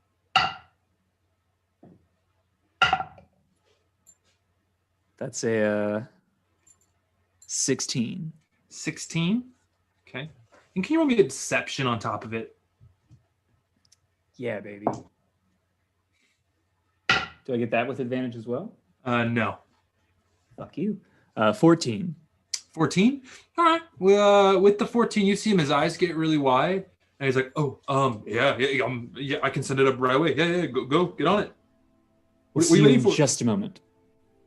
He is confused. And he's like, aren't you getting on? We get on. Okay. And if a giant lion and a small other being comes walking up, they're with us. It's the small being is the child of the person that we're going to get. So just please make sure that they're okay and that they get up safely as well. Can you do this? Yeah. Oh my God. Yeah, sure. What is your name? Keith. Keith with a K or Keith with a C? Keith with a K. Come on. Good. Keith, thank you. Yeah. I pat his face. He's very confused. And he's like, can you go up now? Yes. Okay. And he just just pulls this lever and you hear the tick, tick, tick, tick, tick, tick, and you guys start to raise straight up. Nicely done there. Yeah, that was great. Why, thank you. I believe I would not like to pay for anything that I don't have to exactly. That's the mantra I live by. I like that. I do that too. a lot. I think I'm going to stick around with you for a while. So the 15-minute ride turns into a just about 5-minute ride. As you guys slowly ascend, you get a nice view of Lower Camden Mesa. Even as you get to the top, it is a clearer day, so you can just see the ocean and Camden Wharf glittering in the distance. And you guys up to the top. If I was a chaotic evil alignment, I would find somebody and push them off. Jesus But I'm Christ. not. But I'm not. But I'm not. That was Kyle. Kyle? Kyle's chaotic evil. Kyle is- Kyle wants to kill a random person. It would be okay if I had a powerful spell to make it look like there was a falling body. That would be funny, but I don't. So I would have to use a being. We'll come back when you're like level 20, and then you can do it We'll find Keith for and the lols. I'll make a Simulacrum. Simulacrum. There it is. Oh, and it would be funny if the simulacrum was Keith. It's always Keith. The decoy has to be Keith from now to the end of time. He sees the body and goes, I'm writing this down now. You do have to do that. Yeah. Yes. oh God. What you've done, Woody, is now you've created a like multiversal concept of like Of Keith. the Keith. Yeah, guys, I have to change my campaign notes then. You just cracked it. Ah, That's it. We cracked the Keith. cracked my Keith code. That's my Keith code. It sounds like you're saying cheat code, but it's Keith code. Like, Oh. I wrote in my notes, Keith dead body prank, and then in parentheses I put long con. Go back to that while you're under the influence Oh, of anything no. and see if you can figure that out. Okay, you guys get to the top. You are now in Upper Camden. The vibe completely changes. Whereas in Lower Camden, there's a lot of wooden buildings, a lot of cheaply made buildings. If it is made out of anything that's not wood, it's more like bricks or clay or something like that. Here, stone, marble, beautiful buildings, all arranged in a neat line. Not always the same size, but there is a definite plan to this upper area. It almost seems as the road kind of curves, the buildings curve with it, and it's very pleasing. Whereas in Lower Camden, it's just thrown. They're like, they make it fit. So you guys can follow there's a smaller road along the edge of the cliff that goes straight to the Sapphire Brasserie. It is a large domed building with a slight antechamber attached to it. That is the entrance, and it's right next to the river, and it overlooks the coast. Are we Now- dressed well enough to go in there? I would say I am. Maybe we can pretend though that you just like got off the road and you're still in your road clothes. Well, we kind of did, so I guess it's There you not go. kind of false. Okay, well, you lead the way there, fearless, charismatic leader. All right. Okay. You make your way up to the entrance. You see there is the door person, a Goliath with suit on, nicely trimmed, large chest. He sees you and he goes, "Oh, welcome. You have returned?" Actually, we are just entering. It is nice to see you. Yes. I'm sorry, I've forgotten your name. I'm trying not to be offended by this, but my name is Frederick von Pounce. I am the Duke. £1. Oh, yes. Roll me a persuasion check. Not deception? Not Oh wait, no, deception no, for just Frederick. deception. I'm sorry, Frederick deception. von Pounce. Deception. Really, Thank who you are? Since Frederick von Pounce is your alter ego, roll with advantage. Oh my God. £1. That's Von I so love it. adorable. 19. Mm. So he goes, "Oh yes, Mr. Pounce. Yes, my deepest apologies. It has been a Please call me Frederick. well, Frederick. What was your name? My name is Archibald, or I guess. Open the door, Archibald. Yes. He opens this door. It's this like beautiful, looks like a walnut kind of curved door at the top. I don't know what the name for those doors are, but it's very beautiful.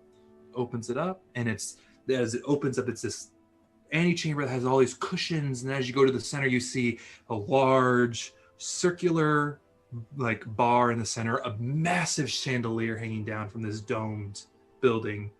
And then along the upper level, you see all these little rooms and doors and people sitting on bistro tables and sipping these different liquors and cocktails and wine. And on the lower area is just seating, and there's waiters and waitresses doing bottle service walking around, and the smell of this roses and incense hits your face, and it's just really lovely. He's Russian Batman. Well, this is a bit of an upgrade from Bricks. Shall we get some drinks and find a nice little place to sit while we wait for our other feline companion and the small one? Sure. Yeah, let's do that. Let's get something that maybe Calais will enjoy a little more. Something that doesn't have floating bits in it. That's the standard we're going for. Great start. All right. Okay. I point at a like small table that we can kind of like gather at, and then I'll go up to the bar. All right. You easily find this kind of nice cushioned circular table. The bar you actually see is manned at the moment by the proprietor of said establishment, and you have seen her before. She goes by, since you've been here a couple times, Ember.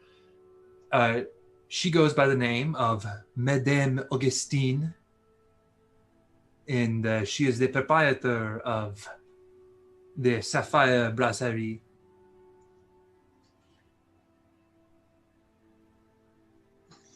Can you describe what she looks like with a name like that, please? Yeah, she's a little bit older in age, human. She has tan skin, this dark hair, but you see there's a little bit of gray coming in, but it's very like an elegant age. Like she's aging perfectly. Still snatched, and she has just these nice, like bright green eyes, a couple piercings, like one on her nose, one on her eyebrow, a couple on her ears. Hair is just swept back, and right now, as you are approaching her, she is leaning over the counter, showing it looks like a couple, a bottle of wine. Well, good evening, you beautiful woman. She looks over to you and goes, "Here you are." "Yes, and you are?" You do not recognize me. "I am sorry, I've seen many people. You do seem familiar. Have you frequented this establishment before?" Yes, I frequent here quite for some time, but I've only been in town for a few days, so you might not see me all the time. I usually just come in and speak to some. I have not come up to bar yet, but now I come up to bar. My name is Frederick von Pounce. I'm a duke. And I show her my ring with the seal of it, with a royal seal on it. She grabs your hand and she kisses it. "They say enchanting to meet your acquaintance, my duke. Now, where are you a duke of, per se?" Have you ever been to Redon? I can say I have. I heard it is beautiful many parts of the year. It's quite nice. That is where I have duke.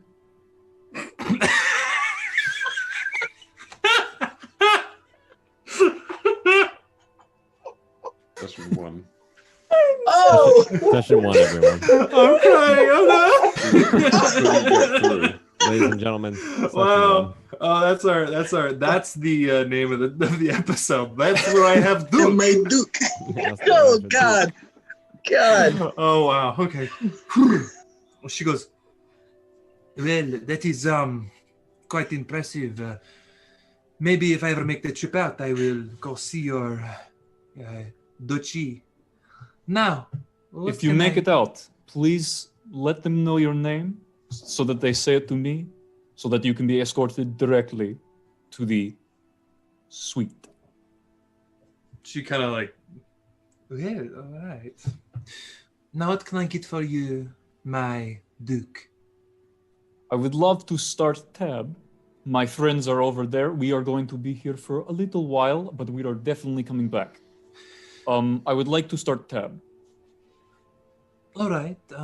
I will say it is company policy to start a tab. There needs to be some sort of collateral to begin with.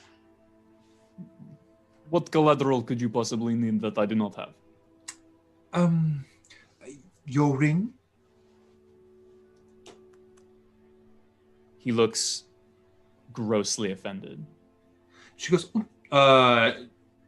never mind. How about you just sign a document saying it is up and up? I would love to. Show me document. She just reaches under, and as she pulls it out, you see this quill floating in midair, writing vigorously. Rita Skeeter? Yeah, very Rita Skeeter-esque, and just writing on it, just it just says upon your honor as a Duke, Von Pounce, you uphold this tab and you will pay it in good faith. I sign it. Okay. She says, now that the nasty business is over, she rolls it up. Can I keep a pen? No. And my apologies. It is mine. I had it made special. If you wish to get something similar, I would suggest going to the Widgetist's warehouse or just Widgetist's Way. Maybe there are some fun trinkets you can find there. You are new to the city. Yes, thank you very much. Please send someone over to get drinks for my friends. And I walk away. Okay. She just kind of bows her head, and you see her kind of tuck the parchment into her bosom, and she just kind of shakes and goes off and does her own thing. I wrote on the paper in really fancy, elegant script. I wrote, "Fuck you." Oh. But it's really hard to tell. It's like fancy doctor signature. It's all the letters are over each other too, and it's all flourishy. She's like, it'll make no sense to anybody, but I'll know. Okay, I love it. All right, so you head back to your friends, and at this point, let's transition back to our other friends who are left behind. Moments pass. You're sitting there or standing there, Leonidas. What do you do?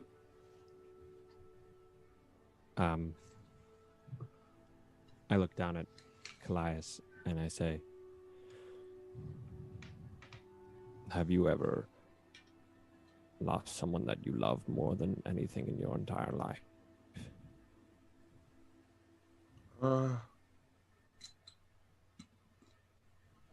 Something like that, but I don't know.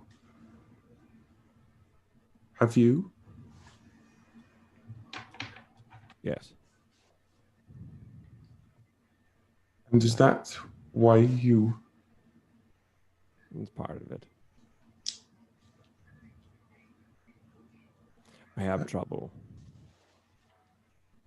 with speaking and knowing when to do things that I used to do and knowing when not to do them. And for a lot of my life, I would do that every night, and I would never lose.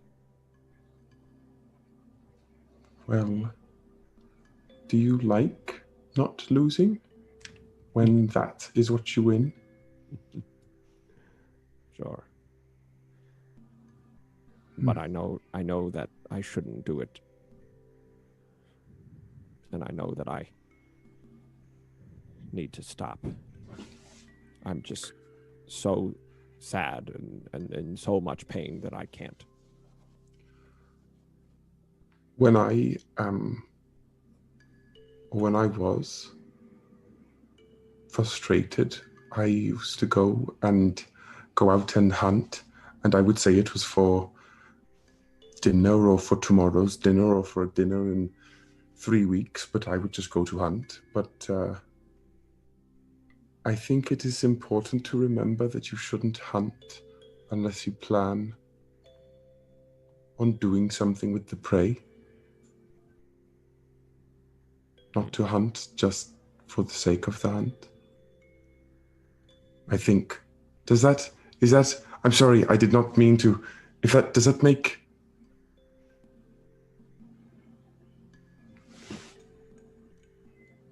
Why can you speak the tongue of the serpents?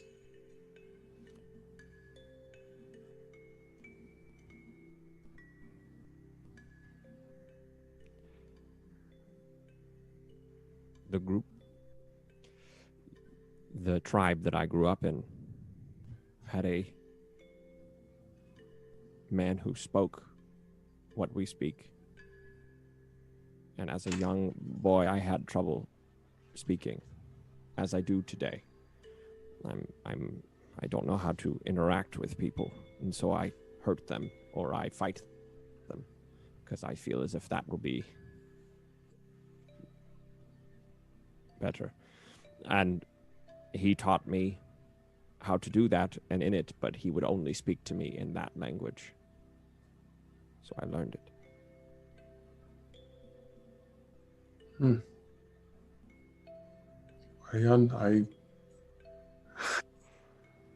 I don't know how to do those things either.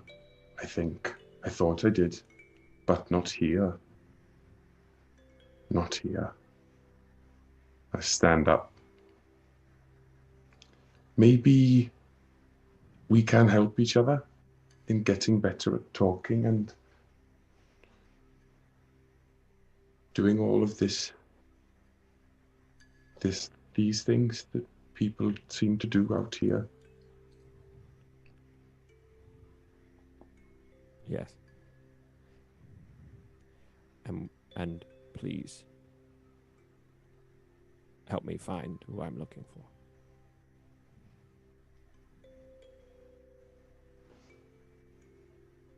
Do we know who you were looking for? I missed.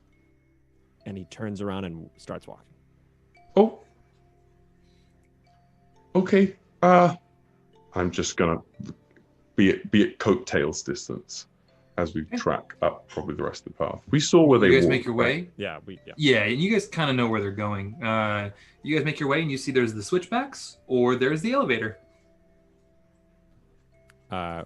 Do we walk up to the elevator? What is that? You can, if you want to take the elevator up, you could, yeah. Yeah. I walk up to the elevator. You walk up and you see this like kind of like nervously breathing individual. He sees you two and he kind of clocks you and goes, "Oh my god. Hi. Everything is okay. Just get on the elevator and hopefully everything's okay up there." And looks to you, Claire's like, "They're gonna be okay.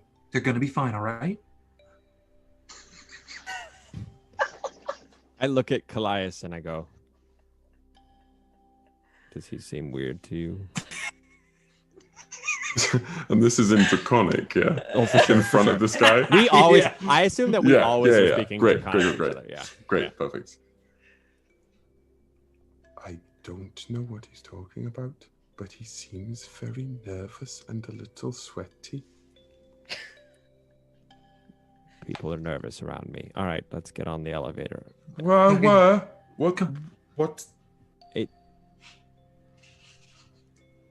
Hold my hand.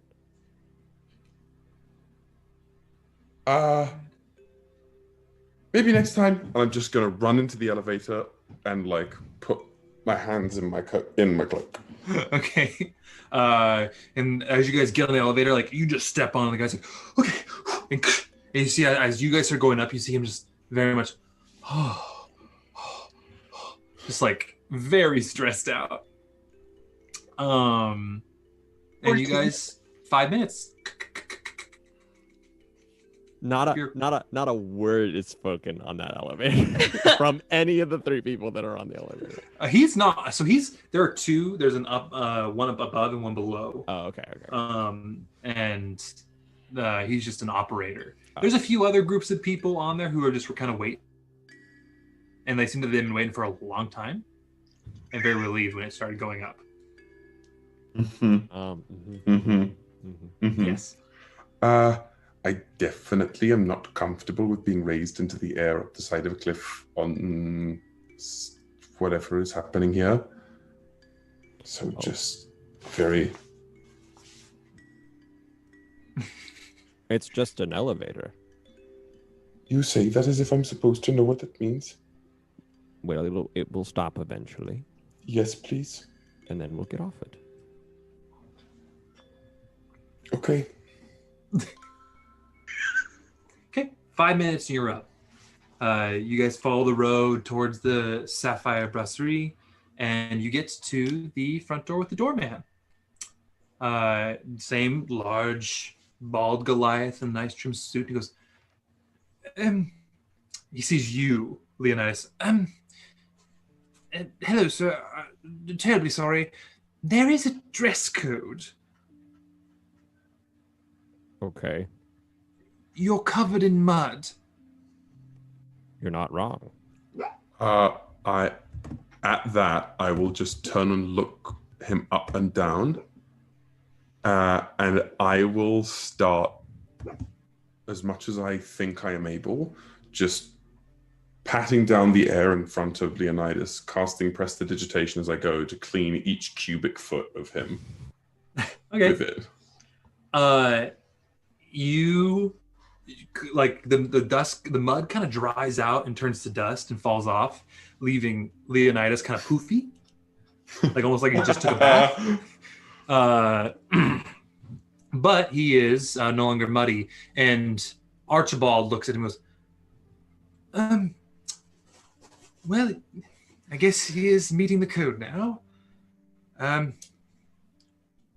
Go right ahead, you two, and pulls the door open for you. And you can enter. And you find your friend sitting there. And what did you guys order? There was a bottle boy came over, and he asked what you would like to drink. 3 of you drinking. What'd you order for the group? I would love to start off the night with a nice oaky red. He just says, right away, sir. And moves over to like go get the red, and he like uncorks it and does like this, gives you the cork to smell and like lets you taste it. The insignia, you recognize it. It is actually one of the reds from the winery you visited. Their symbol is like 2 roses intertwined. And he says, here you are, a local red, and like puts the bottle down and like counts everybody. He's like, would you like a second bottle? I would love one. Goes to like the cart that he has that has all like the drinks that he kind of walks around with, like kind of like the dessert cart at like one of those like old, like not old, but like family Italian restaurants, and pulls it out, gives it to you, and says, anything else? You go, darling. Just one question. Do you have any raw meat? We have some aged slices, a charcuterie board, if you wish. Yeah, I'll take that. All right. That'll be right out. One of our chefs will prepare it. And he kind of floats away with his cart. Before he leaves, I sneak one gold piece into his pocket and say, thank you very much. He just sees you and just gives you a wink and moves on. All right, and you guys see as after that happens, Leonidas and Callias come into view.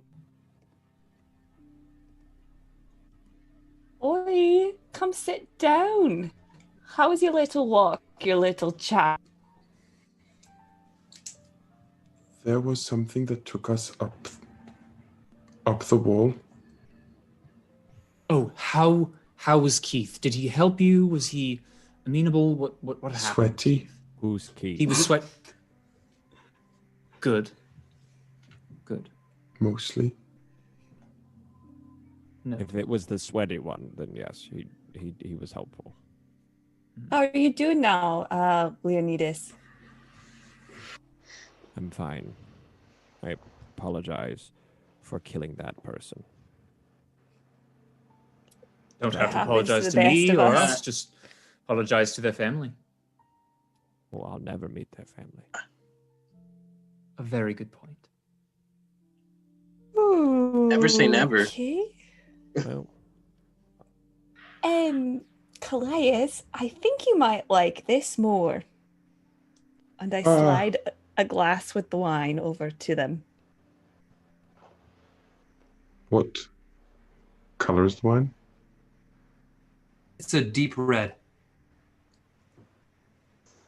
It looks more familiar, certainly. Which one does it taste more like? The one in the bottle or the one that hurt? I would say closer to the bottle, but also not at all the bottle. Just take a tiny sip. It's gonna taste like old berries. Oh! Old berries I can do. I've had many old berries.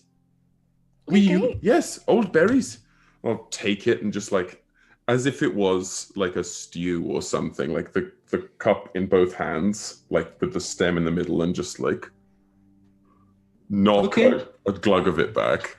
All right. The first sensory is that the oakiness hits you first, and then that nice kind of like rich tannin hits you as well. But then it is a nice smooth fruity finish. Drink, have it right here. This is much better. Sip 11, you were not wrong. This is much. We can do this. Now you've had a bit of a break from drinking, so I'm gonna say you don't have to roll yet. Okay. It's only been like 5 minutes. Yeah, you've been drinking for a bit. So, do you guys continue to talk? So, are you really a duke? Absolutely not, darling, but please don't raise your voice again. Oh, okay, all right. Are you really from Redan? Absolutely not, darling, but would you please stop asking these questions while the people are still around? Okay, I'll let you in. It's easy to get what you want if you use a little subterfuge with the higher-ups and grease the palms of the lower downs, if you catch my drift. Why would you do that? I'm going to assume you did not understand the metaphor. I give money to the poor people because they'll like me more. And we use grease as money now or later? Later. Later. Okay. Grease to the... So you make fools of people. Excuse me. You heard what I said. No, I'm sorry. I actually could not hear you. You're still covered in mud. No, I'm clean. No, just right on your shoulder, right there. What's on my shoulder? Made you look. Jesus Christ. Oh, Jesus. No.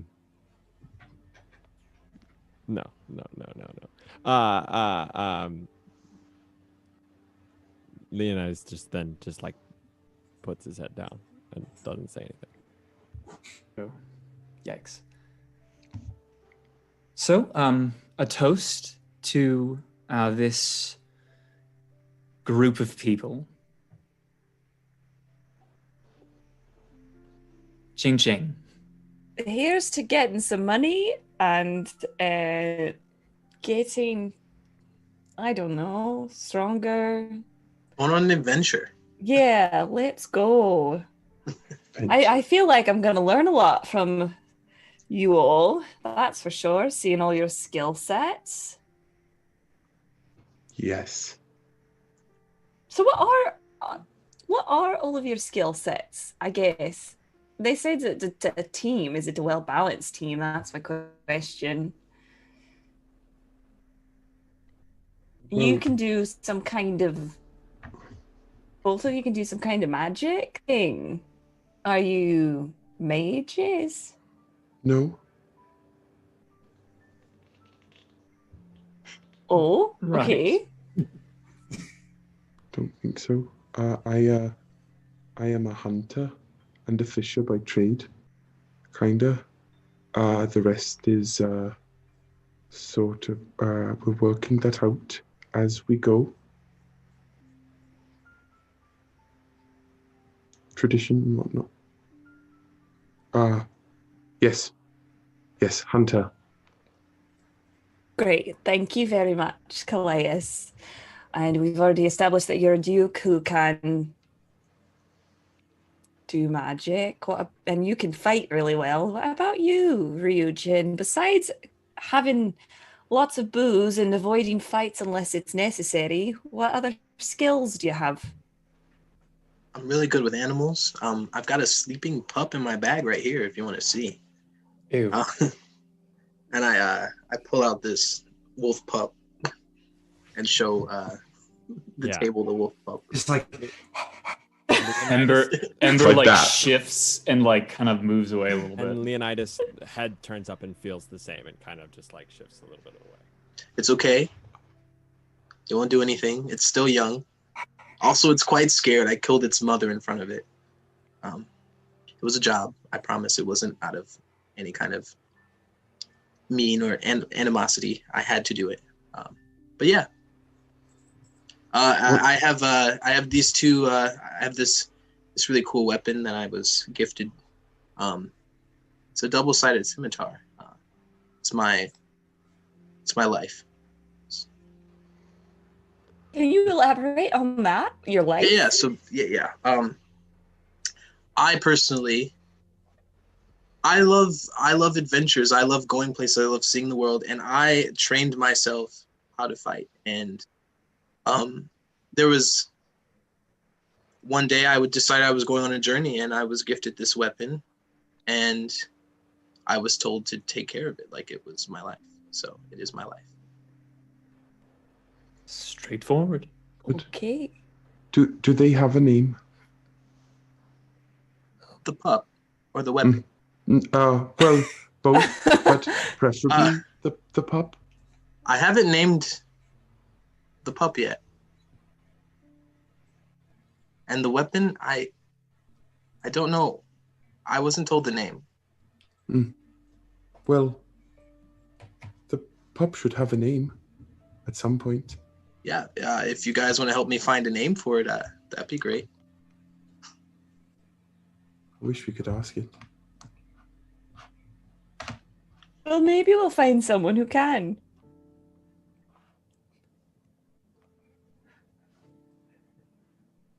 just kind of as you stick your nose out, it kind of licks Like that. you a little bit. Like that. Ava is such a good actor. Yeah, Good she's actor. stealing the show right now, little butthead. I don't work with kids or dogs.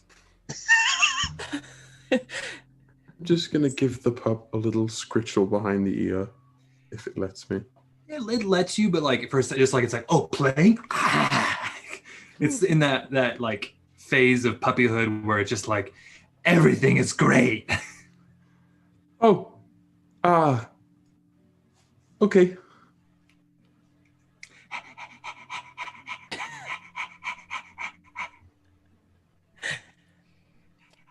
Oh, man. Should we finish our drinks and maybe head to the Cottonmouth to get going? Can we take them to go? The bottles, I mean. Absolutely. I will meet you guys outside. Oh, Okay. All right. Do you need help with anything? What are you? Don't worry about it. Okay. I grab the bottle and put my arm around Callias and walk out.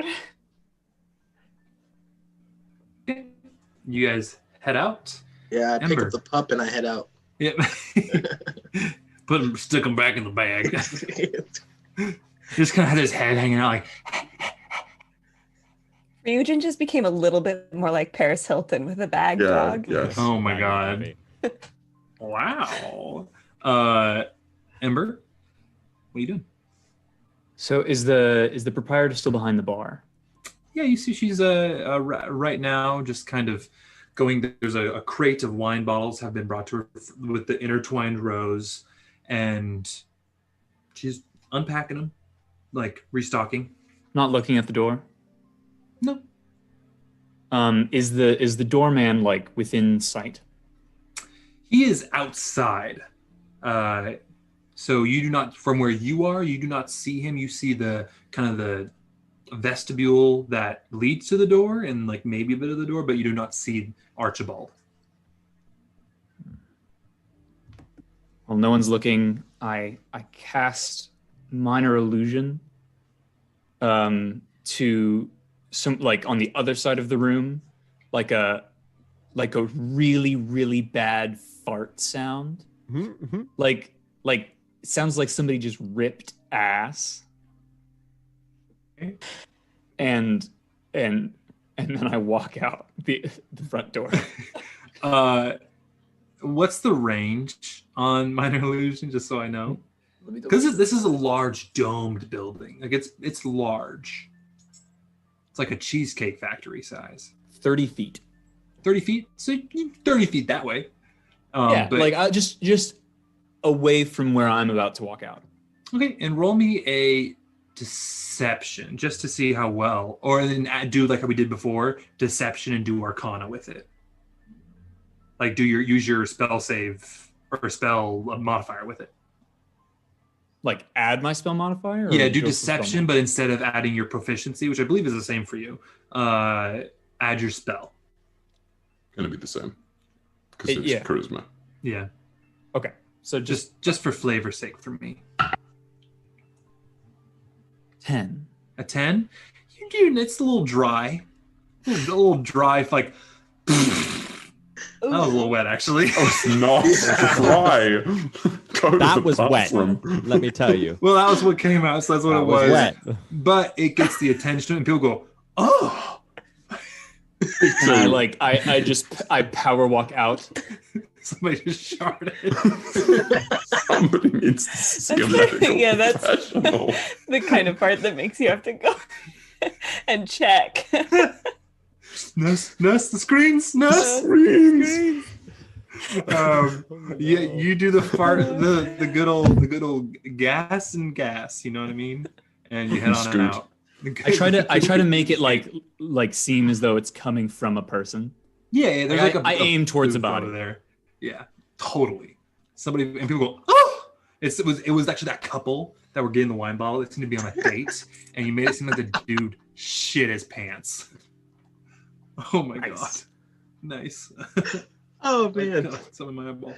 All right, you guys head on outside. Where are you going? You heading down to the Culture Mouth? Mm-hmm. Okay. You guys head to the switchback or elevator. And can we Elevator. Walk? Can we walk, please? I'll walk with you. You know what? If you drink more of this, and I hand them the bottle, you will be less scared of that elevator, and eventually you'll conquer that fear. Trust me. Can confirm. The old Beddies do this. Uh-huh.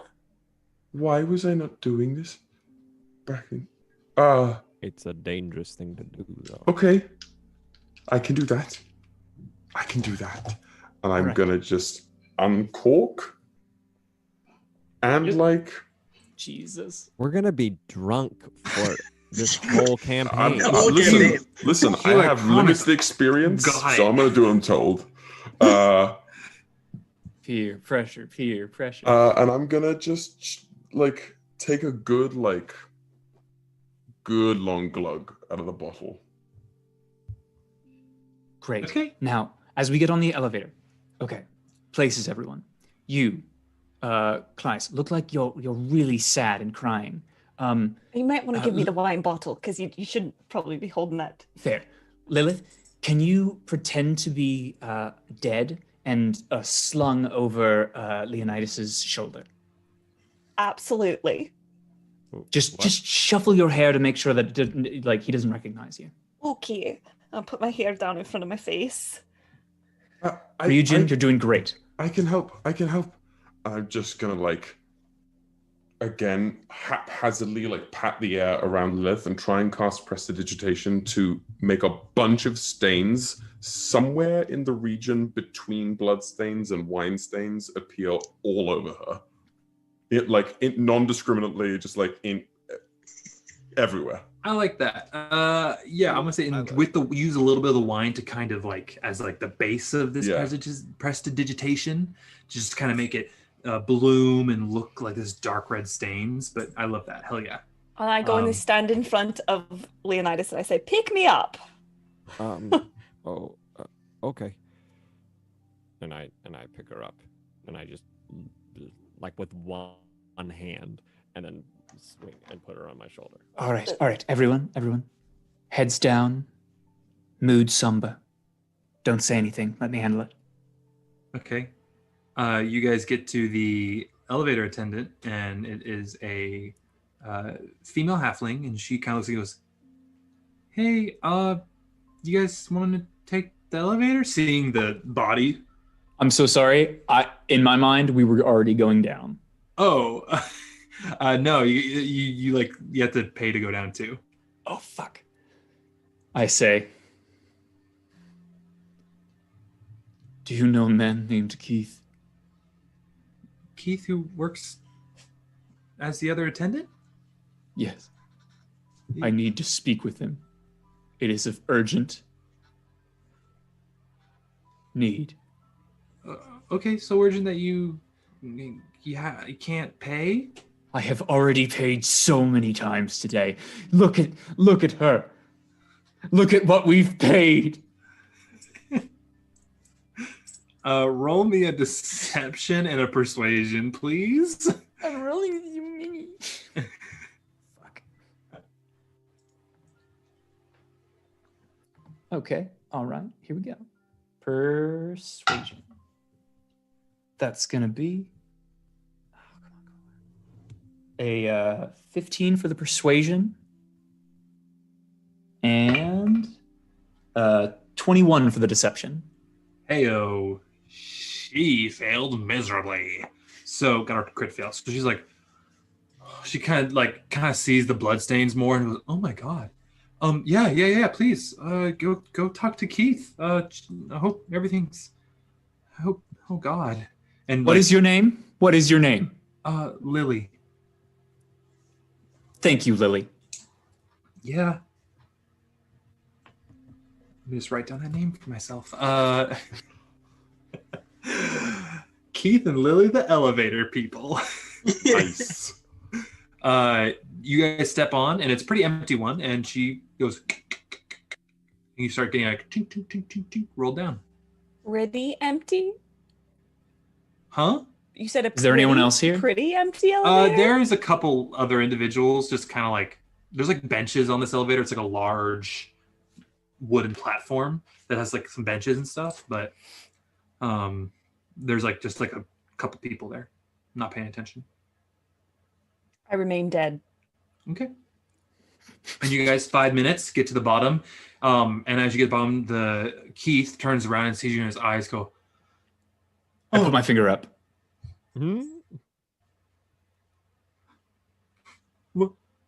What happened? We didn't make it in time. Because of your fumbling and not letting us up.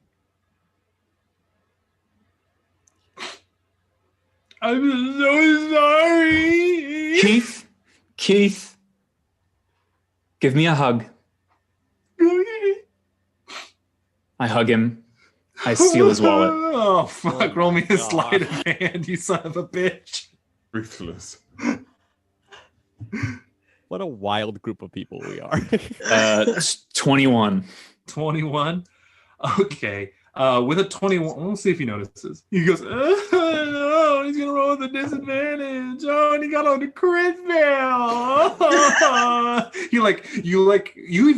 You do a good job, but you do fumble a little bit. You're like, no, but he thinks you're hugging him closer. He just holds you closer. He's like, I'm so sorry. He looks at you, Callias, and then goes, I'm so sorry.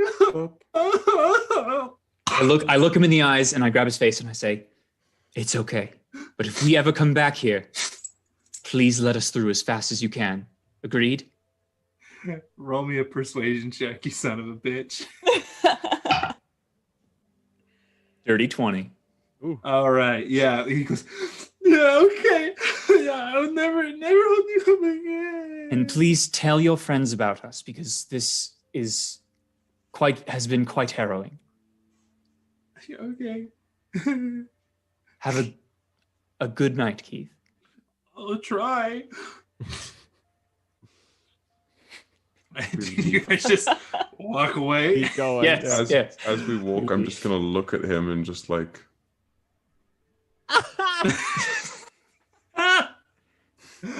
All right. Okay. I'm gonna say one thing to him as we walk past too. I'm just gonna say next time, don't be sorry, just suck less, and I'm gonna move on. What the fuck, guys? Orally gray campaign. We gotta commit. We gotta commit to the bit. I love it. Oh my god, we're a bunch of shit hands. Love it. All right, See, you guys. are we murder hobos or are we emotionally manipulative? That's I'd the argue biggest that thing. the latter is probably worse anyway. Why not both? Sure. You've done both today. But you guys continue on, and you continue down the lower promenade, take a left at Bridge Street, over the bridge, and there in front of you, you see the Cottonmouth Saloon.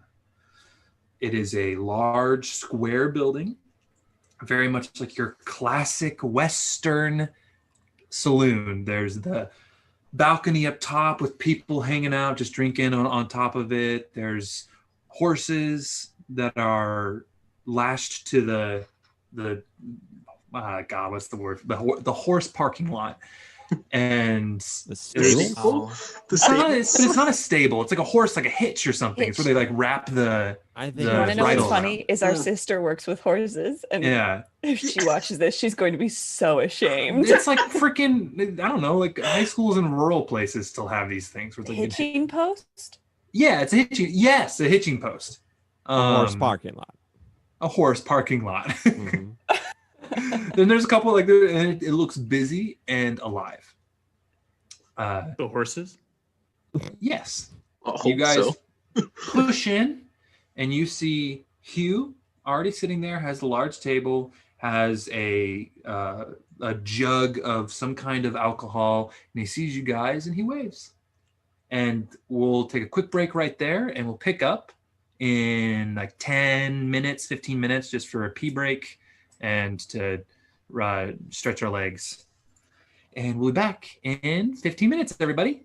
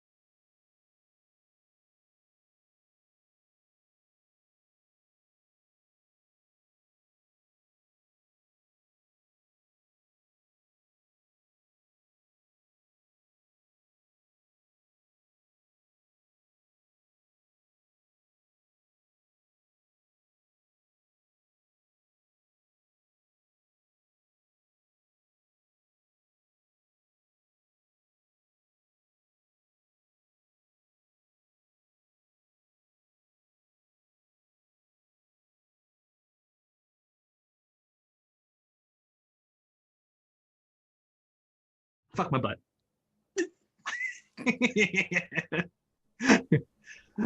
Well, that was on there. Was on there? Yeah, that was on there. That was on there. Oh! That's how it came back in. That's Ladies and hot. gentlemen, Set. here we are. Oh damn, we're good. All right. Ooh. I tried. I Um, tried to not have that be there, but All right, everybody, we are right back. We will jump right back in with our party walking into the Cottonmouth Saloon, and your camp counselor, Hugh Thornton, is sitting there at a table waiting for you guys. Oh, he like kind of waves you guys over. So, did you have a eventful day? Did you end up going to the museum? And please have a seat. Sit. No museum. Quite eventful, though. Oh, well, where'd you go? I'm curious. Well, we went to Bricks. We made a killing. We then went to the Brazier, and those people were kind of uppity. We had a chat with a lovely elevator salesman, associate. Oh, I don't know. the attendants. Attendant, yes. Yeah. And we came here, uneventful. All right. Well, seems pretty low key. I appreciate that. We still have maybe an hour or so before we should probably go stake out the road, but I figured I'd treat you all to a round. This stuff is just their house ale. It's not too bad. Rather hoppy, but I like the hoppiness. Lean into. Pardon me? Lilith. Can you say that one more time? Hoppy. No, but say the full sentence of what you just said. I like the hoppiness. Right. I lean into Lilith. Is this closer to old berries or the thing that hurt?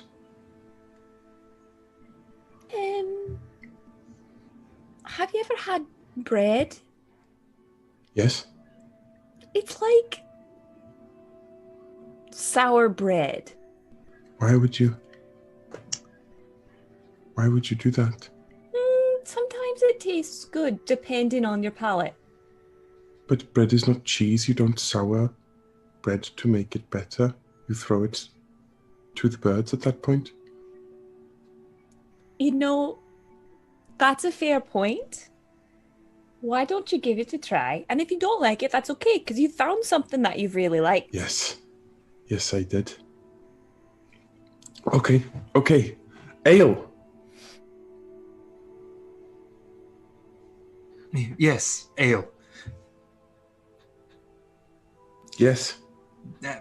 Go ahead, drink. For those of you, as you drink, for those of you who don't know, and he kind of lowers his voice and comes in a little bit, the Longhorn Gang are usually identified via their tattoos. For the most part, the tattoo is on one of the shoulders, kind of resting upon the deltoid for a more specific location. But sometimes they can also be notated by a top hat they wear. Usually it's a type of beaver and has a red sash on it. But that is, if they do not have a tattoo, they will also be will notate their allegiance via the top hat.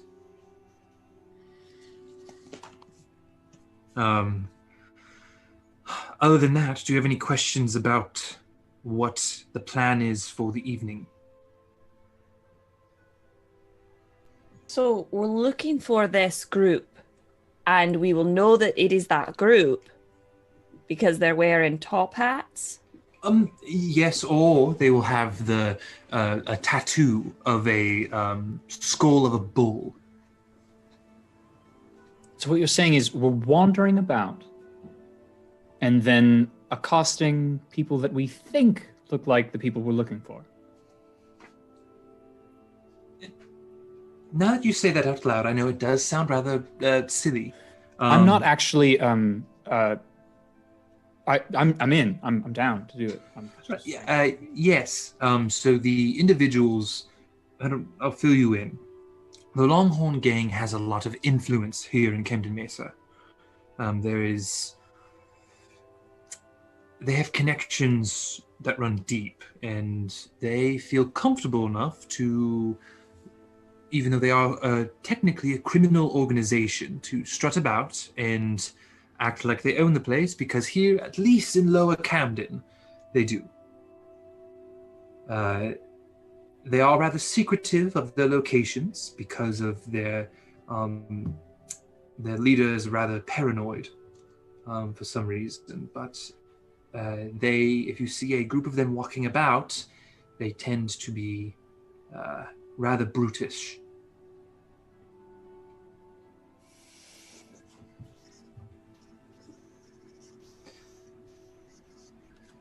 So, is this a mission of subtlety then? The thing is, the Longhorn Gang knows me and my sister by our faces, so we have to be subtle. However, you folks, they don't know you, at least to any real degree. So you have a little bit more freedom. That's one of the reasons why we hire you. You are new to the town, and you're relatively unknown. So that's one of the reasons why. And do you think there's just a group of them walking around with the tablet, or do you think that we'll have to follow them to where it's being held? No, I would be rather surprised if the tablet was with this courier individual. From the information we've been given, which is small but but enough to go on, it is a shipment of some kind containing a message. And this courier is bringing it from Camden Wharf here. And from there, we could, find out where that safe house is, because they're rather secretive of the locations of safe houses.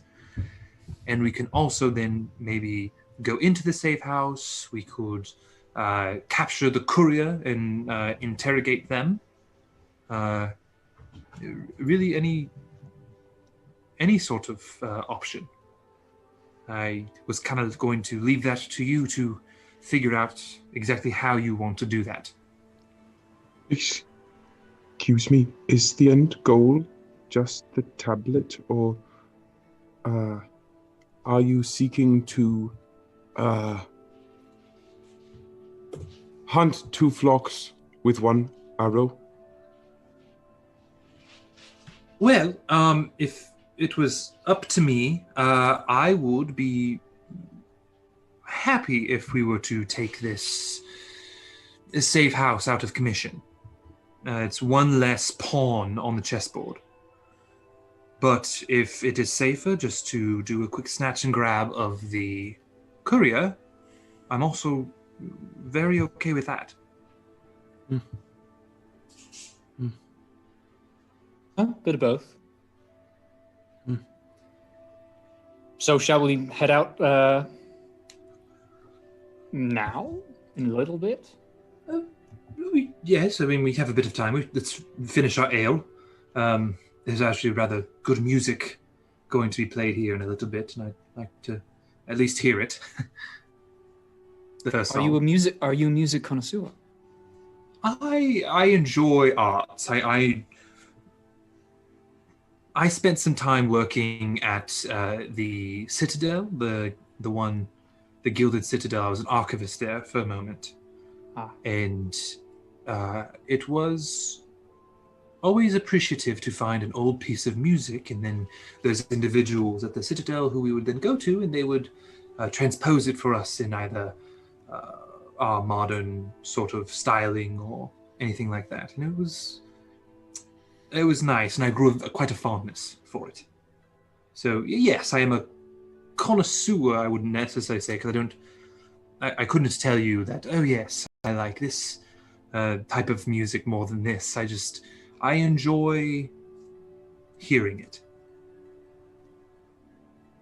An astute observation. Yes. So, if you wish to go, I'm happy to leave. There's music here always. So, but we got a bit of time. It's up to you, gang. I'd like to go. Better head start.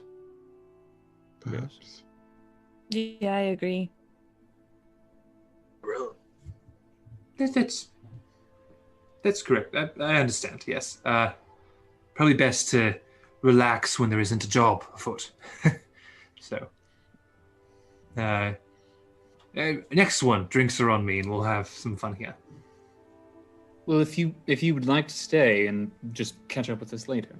No, I wish to be there for the whole ordeal. So, finish your drinks and we shall go. Okay. And I'm just going to try without an example to mimic. I'm going to try shotgunning the ale like Leonidas did earlier. I'm not sure how well that's going to go. Okay.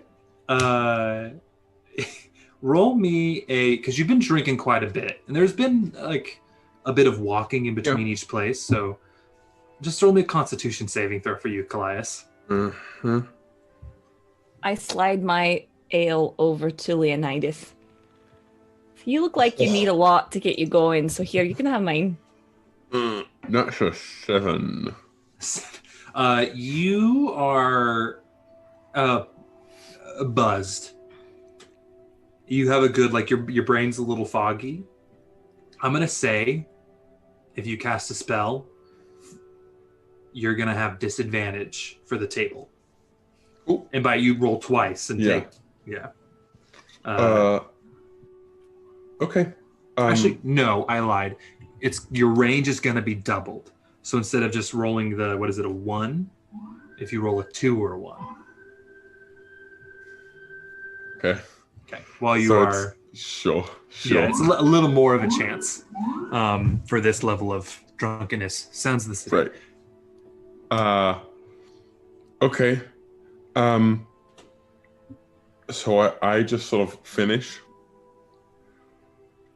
blink around, and then assume everything I'm saying, unless otherwise specified, is just in primordial.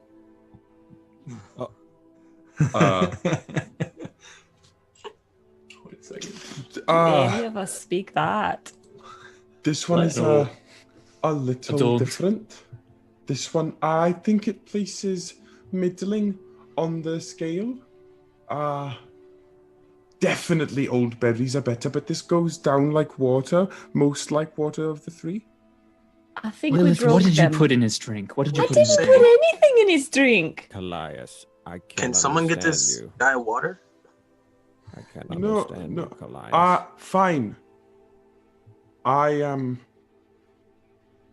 okay. In common now. Okay. However, in primordial, Hugh answers like, "How old are you?" Oh. I don't know. Somewhere, how many summers? It has been a number of summers. Well, how many seasons do you have? No, that doesn't. Enough. That's like what you say to the bouncer at a club that you're trying to get into illegally. Phew. And It's like I'm very old enough. a la super bad, old enough to party. McLovin, friend of the show. Friend of the show, McLovin. Enough. Yeah. Oh shit. Old enough to party? Oh my god, that's all I can. Wow. I want Callias played by Christopher Mintz-Plasse, and that's it. Oh my god. I'm thinking of like it's like well, not super bad. Kick ass. Yeah. Oh shit. I love it. Okay. So you guys finish your drinks. Hugh Dust gets up, kind of straightens his robes out, and is well, gets moving then. And he starts to head out. Mm-hmm. Right, you guys follow him.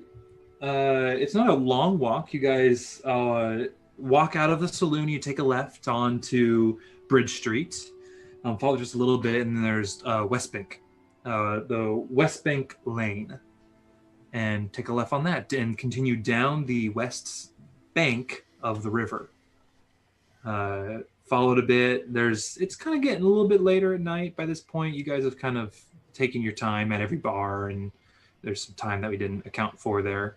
But you've been wandering about. So it's evening, and you come to this it's an interesting intersection. There's a small tower with a couple Camden Mesa guards. You can tell that they are Camden Mesa guards because they have the sigil of Camden Mesa, which is it is a Valknut, which I don't know if you guys know what that is. It's kind of the three triangles laid on each other. Not the Triforce, but within each other, kind of interlocking with just a kind of gold ring around it. And that is the symbol, the sigil of Camden Mesa. Guards hanging out. There's no gate or anything, but this really seems to be the edge of town. There's a small stable, a tower of guards, and you see the road leads all the way down, and you can see the lights of and lanterns of Camden Wharf, but it's a distance away. So do we just wait for them here? What are we watching for? I feel like it might be easier, or we might have a better chance of spotting them if we maybe spread out a little bit. Act casual, but maybe Calais, you and Leonidas could go lean up against that pole over there and look like you're just hanging, and we all can just figure out spread out a little bit, Right. While we watch. I don't know. Does anyone have a better idea? No, that is a good idea. Sounds lovely. He was no, Sounds that's good to me. rather what I was thinking as well. So just everybody just keep an eye out, and should we have a signal for if something, if we noticed them or something like that? Yes. Say ah. What is that? Sorry, it's not. I have not heard that in common before. What is that? Ah. Just yell it really loudly, Calais, and we'll understand. And if you hear it really loudly, you'll know that that's the signal. Ah. All right. Well, all right. That works for me. Okay. Well, it's split up, and we will keep an eye out for each other. So Hugh goes off and kind of walks up to a guard station, and there's a little notice board on the guard station next to it, and he just kind of acts like he's reading it, and takes out a piece of paper that he has and starts writing on it and pins it to it. Ember finds a semi-central place to sit, and he takes out off his back a small dulcimer, and he begins to tune it, really obnoxiously. Okay, I love that. Okay, and okay, we'll come back to you. I would actually love to. Can I, seeing him do that, can I take a seat next to him and start doing the exact same thing on my lyre? What the fuck? What? What, does everyone have an instrument? Do we have a band? I'm instrumentless. I have a horn.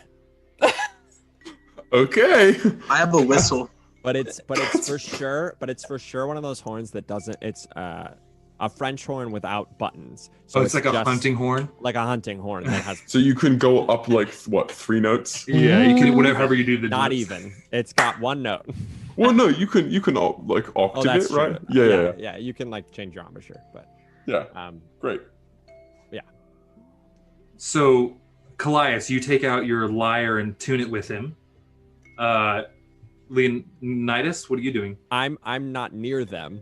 I'm farther away from them, but I see them doing that, and I very kind of go, and I pull out the horn, and I kind of just play it a little. Okay, we're gonna come back to you. Ryujin, what are you doing, my dog? I'm gonna find a spot to be that's not so central, where I can't be seen myself. I'm just gonna pet my pup. Why does that sound like a euphemism? It sounded really did, and I didn't know. You're in a public place, you sicko. Yeah.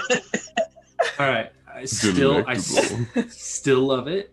Yeah. Okay, we'll come back to you. Lilith, how are you disguising yourself in this small entrance square?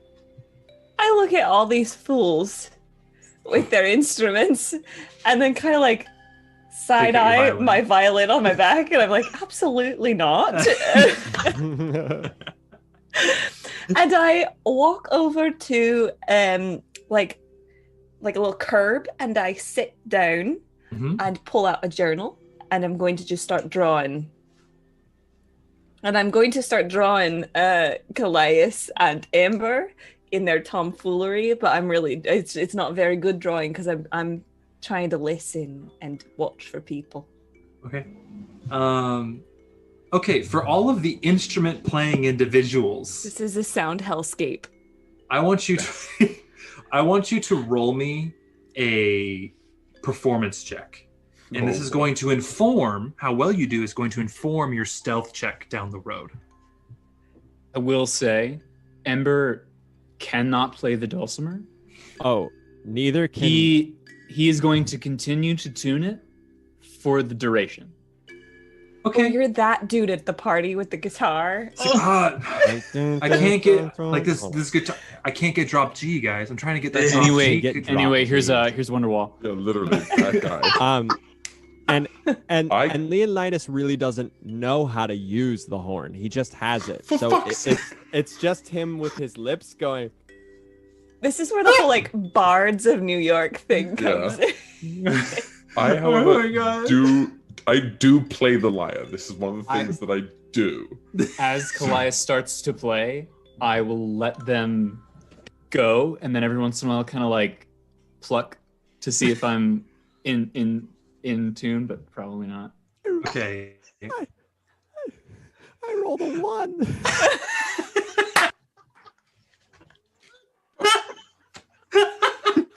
I'm just standing. I have this beautiful image. It's just Yeah. You hold it up to your mouth and go, ah. Yep. You know that part that Ember did in the bar? It's coming out of the horn now. Let me see, Ryman. Leo is disadvantage. Man. I got an 18. An 18? Okay, all right. You are going to have advantage. Make sure that it's the one tool that I know how to use. And what you get, I mean, you are not playing Ember. A 9. Okay. 9 for performance. You will have a straight roll. All right. And so for Ryujin, roll me an animal handling, just kind of like a training moment to be like, yeah, I'm an animal trainer, y'all, kind of thing. Yeah. Hanging out after midnight in the square. That was a very good roll.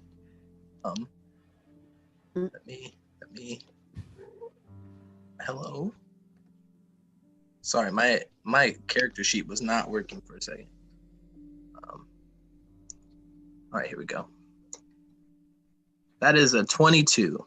Oh, hell yeah. So you take a moment, and I'm going to say you can teach, with a 22, I'm going to give it to you. You can teach your dog one trick Now, a trick would be like retrieve,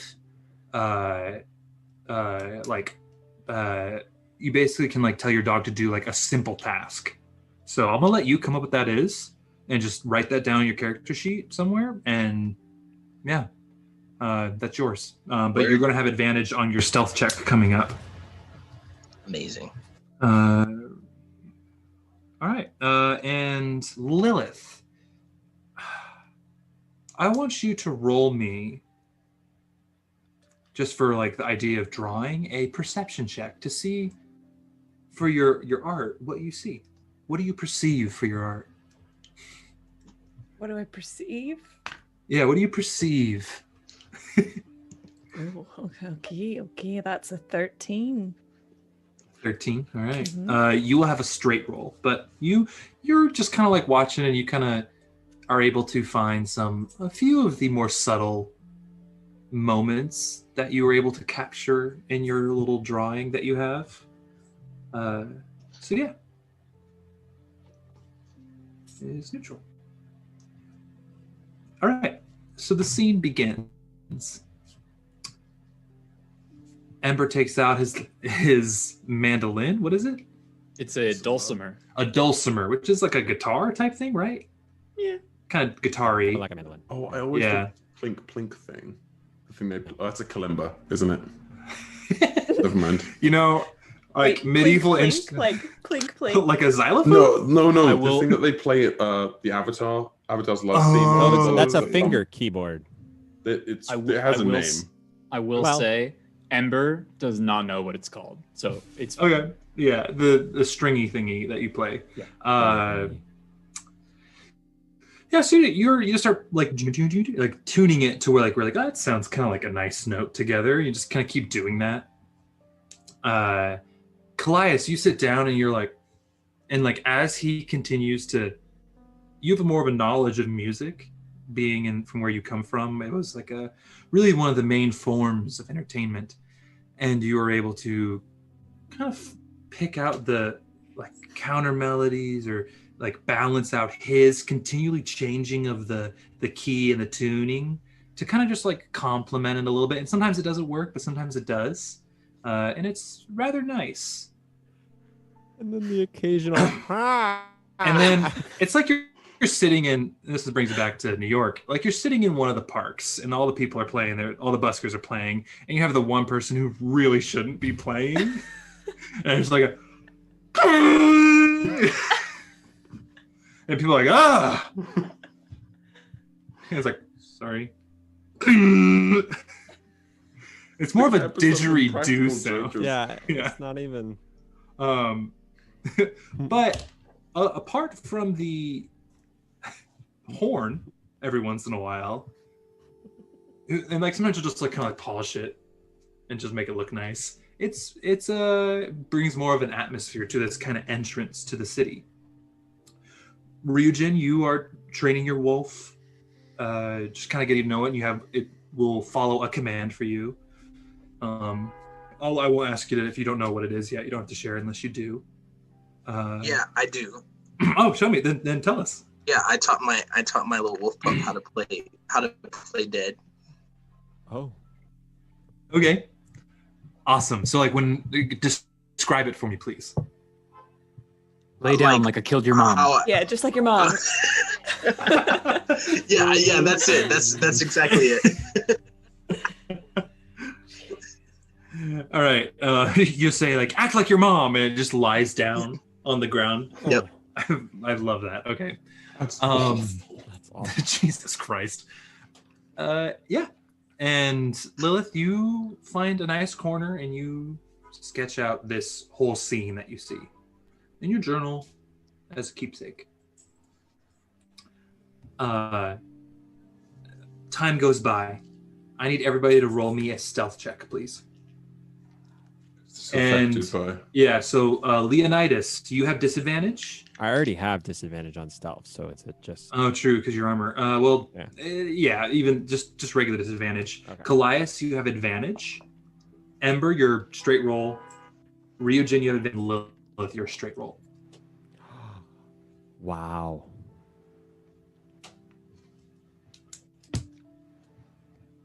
I just rolled a natural 20. Oh. I rolled with disadvantage. I rolled a 20 and an 18. Whoa. I know. Could have used that with the horn. So what is that? What is that total for you? 19. 19. Okay. Ember. 11. 11. Class. 16. 16. And Lilith. 15. 15. All right. Let me just add this up.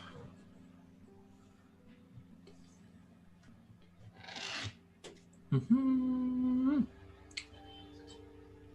Can I say maybe with that stealth, Leonidas is smart enough to put away his horn?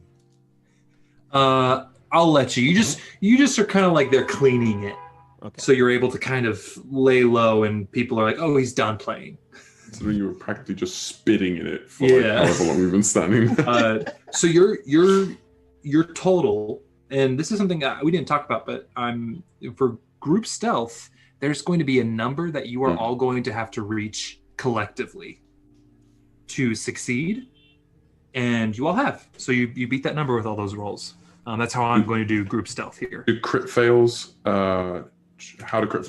Is that just a 1 on That's that? just a 1. That's just a Okay. 1, and maybe it raises the number depending on the situation. My discretion.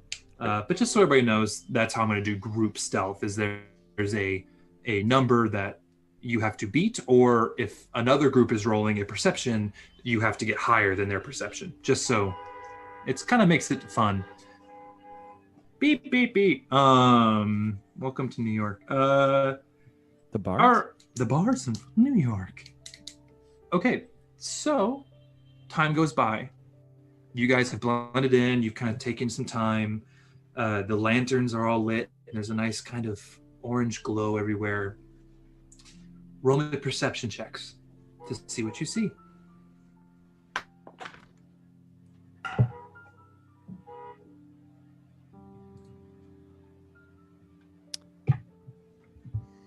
I rolled a 6.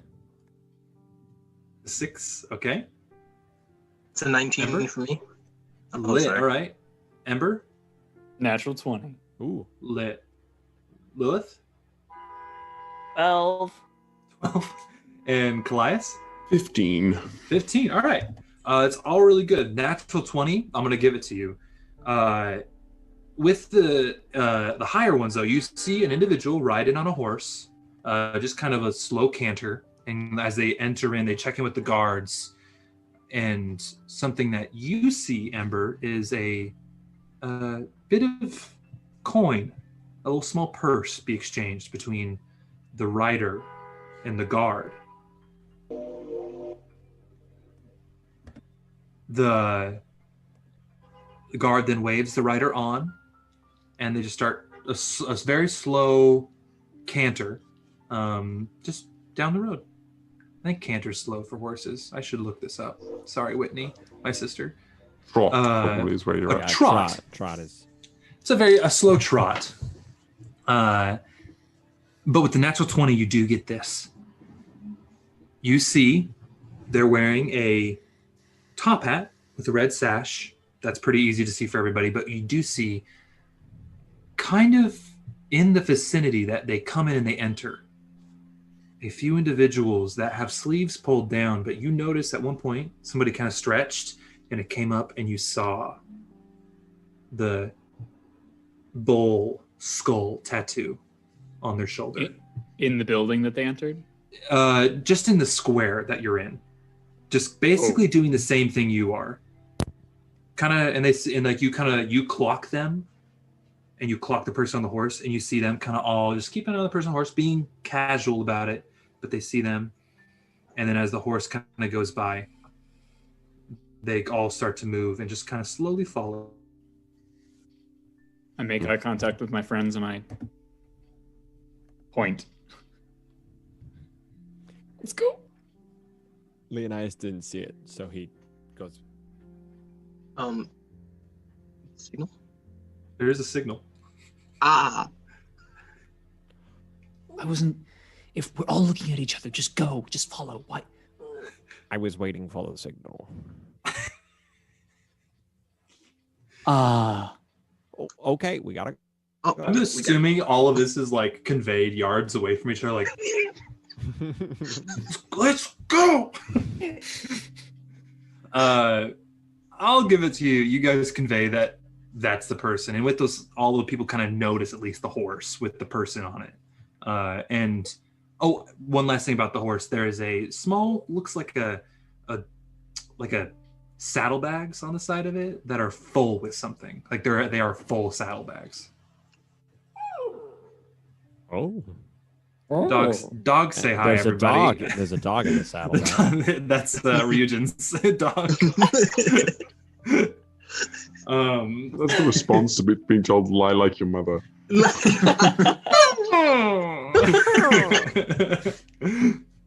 Okay. I'm assuming you follow the horse. Okay, come here. Ava wants my lap. Oh, come here. Yeah, I'd say I start casually following. Okay. Everybody roll me stealth checks. This time they're just all straight. Neutral, I should say.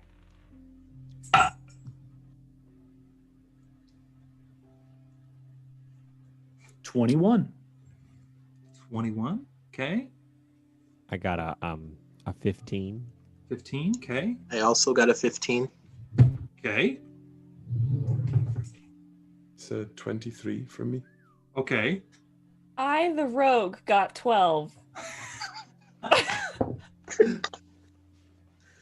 Well, I don't know how. Wow. Wow. Even Maybe I need with to change dice. even with them rolling pretty well, you guys all rolled well enough to where you are more more stealthy than their perception, stealthier than their perception. So you're able to move with that also group just up. Not like you're just kind of going from place to place, keeping the horse in your sights.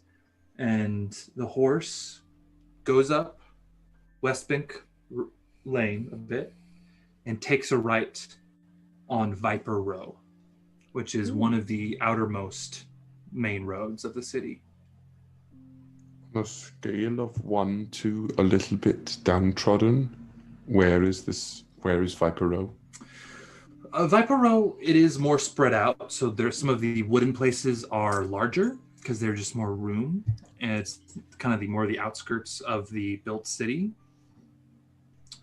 As for comparing it to downtroddenness, it's not as downtrodden as, say, near the Mud Lane. Like Mud Lane is definitely Mud Row.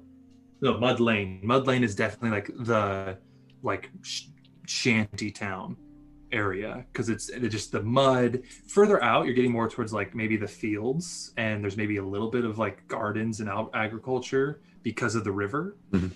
So it's not as destitute or cramped.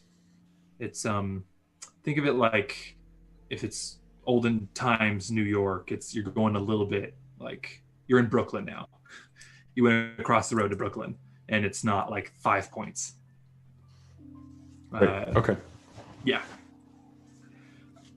You guys continue to follow it. Takes a turn down Viper Row and goes down for a while. You guys continue to follow, and it gets to another square. The square here, you see come up, and there's another horse that it joins.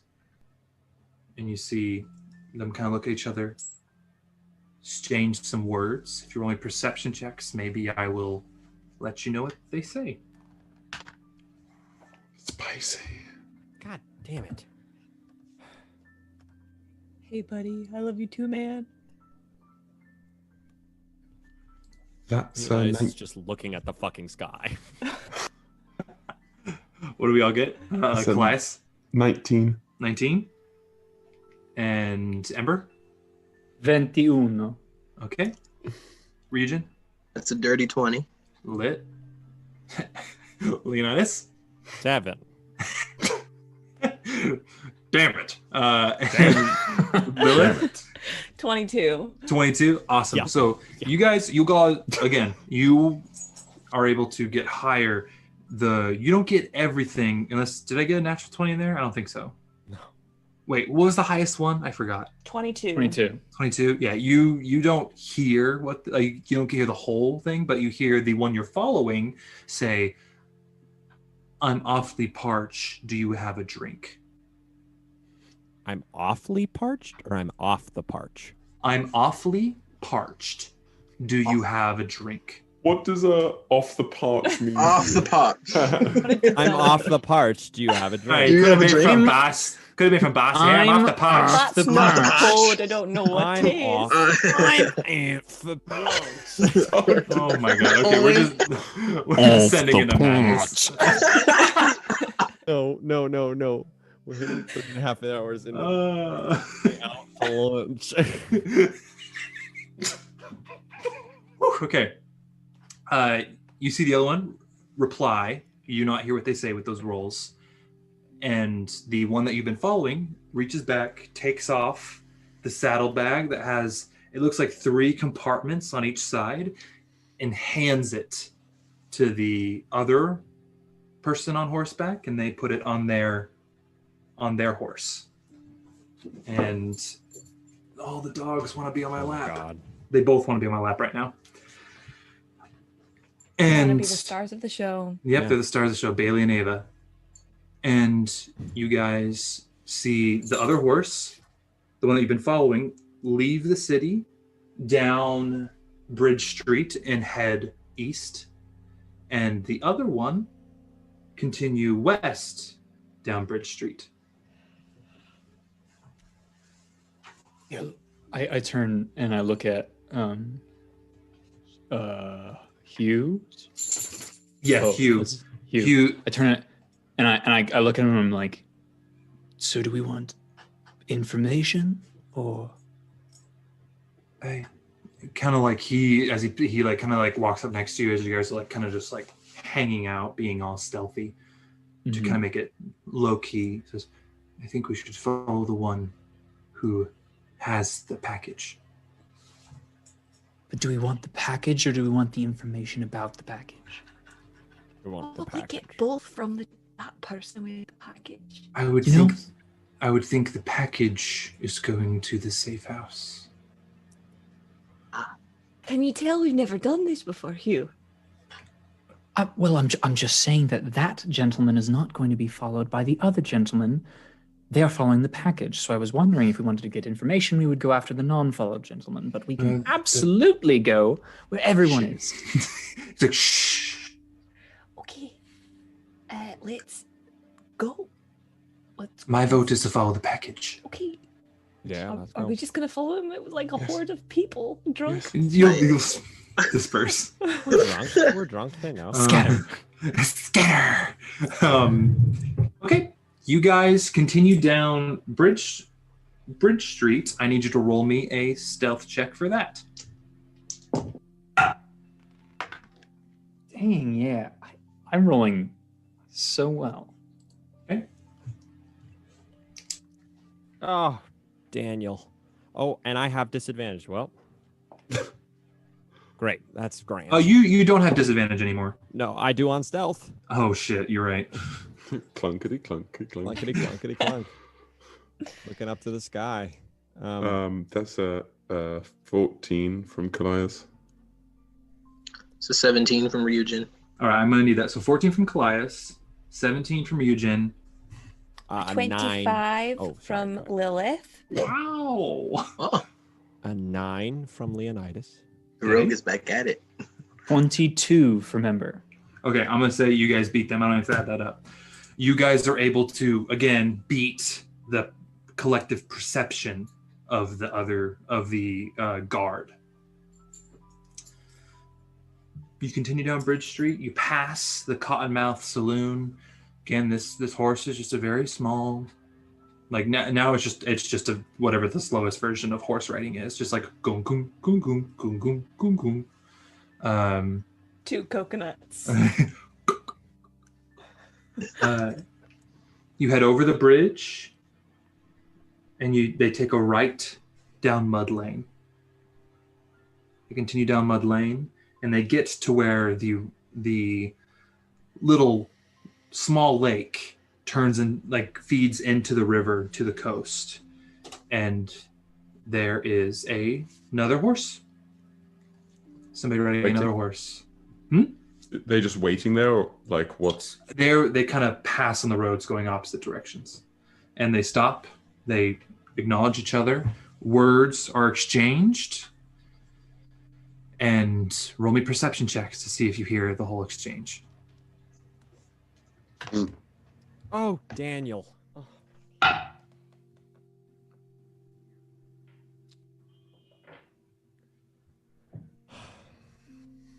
Anybody get a good one? All right, what do we get? I got sorry. Go ahead. Oh yeah, I got a 23. Okay, 23. Thank God for Ryujin. Leonidas. I got a 5. All right. Lilith. I also got a 5. Oh no. Ember. 7. Ooh. And Goliath. 7. Big oof. It pays to have a proficiency. You guys have no idea. Oh, I do. I actually am proficient. Oh, I'm man. proficient in proficiency as well. Like Ooh. and it's just I can't roll. Mhm. You guys have no idea what they say to each other. You can't tell. You're a little far away. Damn it. But you have enough to see the parcel transferred to We the still other have horse. eyes. Mm-hmm. And as the one horse Thank goes God. this way, as the horse you're following continues down Mud Lane, the new horse continues back up Mud Lane. And the new Oh, horse, fuck. we've seen the package transfer. Yep, This new horse. the has package is on the new horse. And Guys, I'm going to say if we turn around, we're going to look suspicious as fuck. Do you think they're watching us? They can't see us. Can I look around to see if anybody's clocked us? Roll Like me if anyone's following us. roll a perception check. Ooh, that's a 7. To your knowledge, no. You guys, the streets aren't busy, but there are people around, so it's not like you are out of place. It is active, even at night. Oh, kitty. It's- You know what? It's an animal show tonight. It's an animal show. It is an They animal knew show. it was our Just first, our first campaign. We'd so like they to tell wanted you us about to- our offshoot of the Madagascar campaign that we'll be doing on. Oh my god. Okay. Where do you? So you guys are see the other pass each other, and then one of them go back up the street towards Bridge Street. follow the package. You just package. nods. For following this package, roll me stealth checks one last time. I turn down an alley and I climb onto the rooftops. Wait, full on Oh. kitty cat. Okay. Then it won't help your stealth, but it's going to help your perception down the road. Yeah. I'm also just gonna not be on the road where everybody can see me following the horse. Yeah, gotcha. I got a natural 20. I did too. There we go. We disappear. We just. Just go on. Very good, because I got a 9. I got a 16 with I got a- disadvantage, which I'm pretty happy. Okay. I was adding up theirs. Can I have yours now? We had a natural 20. 2 natural 20s, apparently. Two natural 20s. Okay, you guys beat it. With everything added, from hearing the other ones. You guys are able to continue on up, and you follow this one. You feel like the guard has not noticed you. This is a much slower walk. They continue up, about halfway up Mud Lane, and they take a right and go down the alleyways into the cluster of buildings and streets and alleys between the lower Doge's Promenade and Mud Lane. And you see them as they move their way through. There is this small triangular building that they end at, as you guys are all kind of like coming through different alleyways, being stealthy enough and being up on the roof, you see them reach this triangular building. And from one of the doors, you see a person open the door wearing a top hat, lean up against the wall. The 4 guards come through. The courier on the horse gets off, slings their package over their shoulder, and they walk up to the person at the door, and words are exchanged. Roll me perception checks. Ember, you have advantage because you have kind of a higher vantage point, so you can maybe read lips better. Oh. Fuck, it did for me. Okay. Leonidas? That would be a crit fail. All right, cool. Lilith? That's a 6. Fuck yes. Ryujin? That's a 13 for me. All right. Callias? It's a 9. Lovely. And finally, Ember. One more 9. Nice. With advantage? You guys would have learned the password to get in. Damn it. Fuck. Good. Nope. And This can still time Leonidas guess. is looking at the ground. you He's see just- them now. The words are exchanged. They nod and they all enter in. And the door closes behind them. Well, we don't need to go through the front door, do we? Nah. No. No. You see Hugh, kind of like from one of the alleys he was looking from, kind of and do a little whistle. I didn't want to whistle or else it'd destroy my mic. And kind of waves you all over to him. You all head over. So, we found the safe house. Mm-hmm. Do you just want to walk in, or how do we want to do this? I was on fire earlier, so no. Are there other entrances? We could stake out the building some, but windows? roll me a perception check, Lilith and Ember, because you guys brought it up. Do they have... How many of the houses have smokestacks of the sort? A lot of these wooden ones, you see, like, if there is a smokestack, it is in the center of the building, and it's almost like a longhouse, how they had those kind of openings just to let the air out. Not necessarily like dedicated chimneys here in lower Camden, no. Do they have one of those airing platforms? Well, what did Lilith and Ember get on their perception? What'd you get, Lilith? 13. 13. I would say you guys see enough to where with a 13, crit failed, eyeball bug into your eyeball. Fuck. It's because you're all the way up there. You know, bugs get in your teeth. Son of a Climb down. bitch. You see there is a small opening where you see some smoke billowing out the top of this triangular building. What about windows? There are a few. There's on the lower level, you only see one next to the door as you guys kind of do a track around just to fast forward.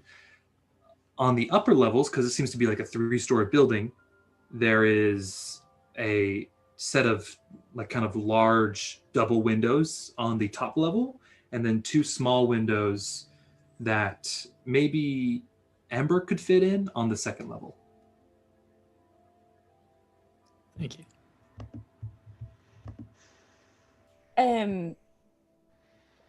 Okay, I turn to Ryujin and Ember. You two strike me as stealthy, or stealthier than the other 2 lovely people in our team. What if we divided and conquered, and you, my kitty cat friend, go up on the roof and try to look through the windows up there, and Ryujin and I can split up and get the windows down low and kind of just like, peek in and see what we can see that's going on. What would you like me and Callias to do? I can get there if you would like. You can get where? Up there, pointing to the like, not smokestack, but the like longhouse aerating thing. That's great. That's great. You should do that. And Leonidas? I'm sorry, Leonidas or Leonidas? I'm going to call you Leo. Is that all right? Fine. Okay. You are our muscle down here. And if anything goes wrong, you'll be standing there ready to do exactly what you did in the pub earlier tonight. I would prefer not to kill anyone again.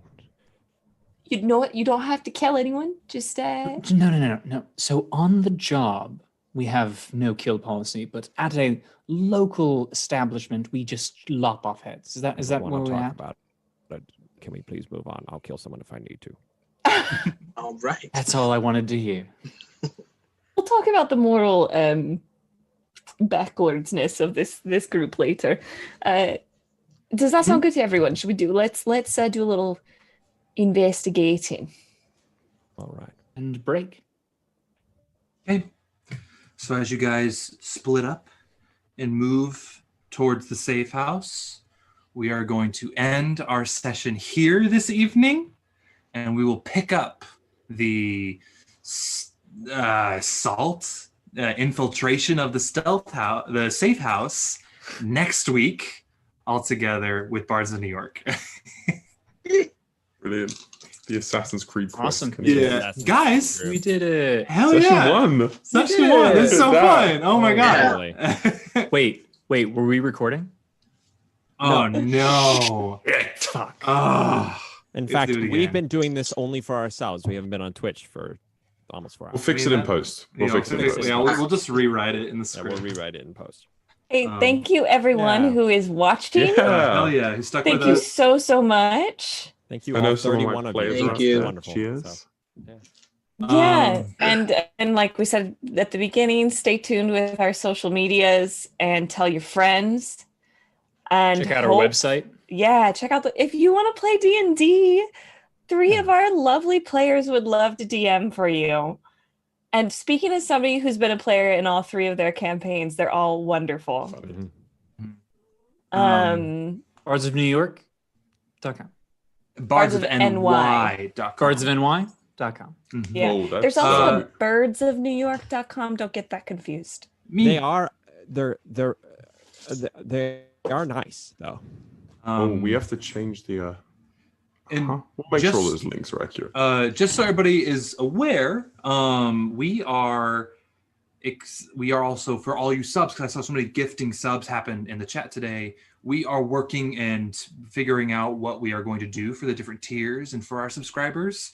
And for those of you who gifted today, wow, thank you so much. Yeah, That's thank you. amazing. Truly, so much. truly. Thank you. Yes. And that is truly, truly awesome. Like that's just going to help us kind of continue and grow and create more things for you guys to experience. So we will have some announcements soon about what we're going to do, and maybe some community events, like another Bards After Darks, whatever type things. So just shout at golf. So yeah, we play golf and answer questions, or you guys can help us create NPCs or help make the world, stuff like that. Yeah, or if So- you want to be an NPC in the world. Yeah, so just we'll let announcements are soon to be coming. So, but thank you for subscribing. Thank you for getting the word out, and we love you all. Thank you for watching us. Cheers. And We'll see you next week. Welcome to Bards of New York. All right, we love you guys.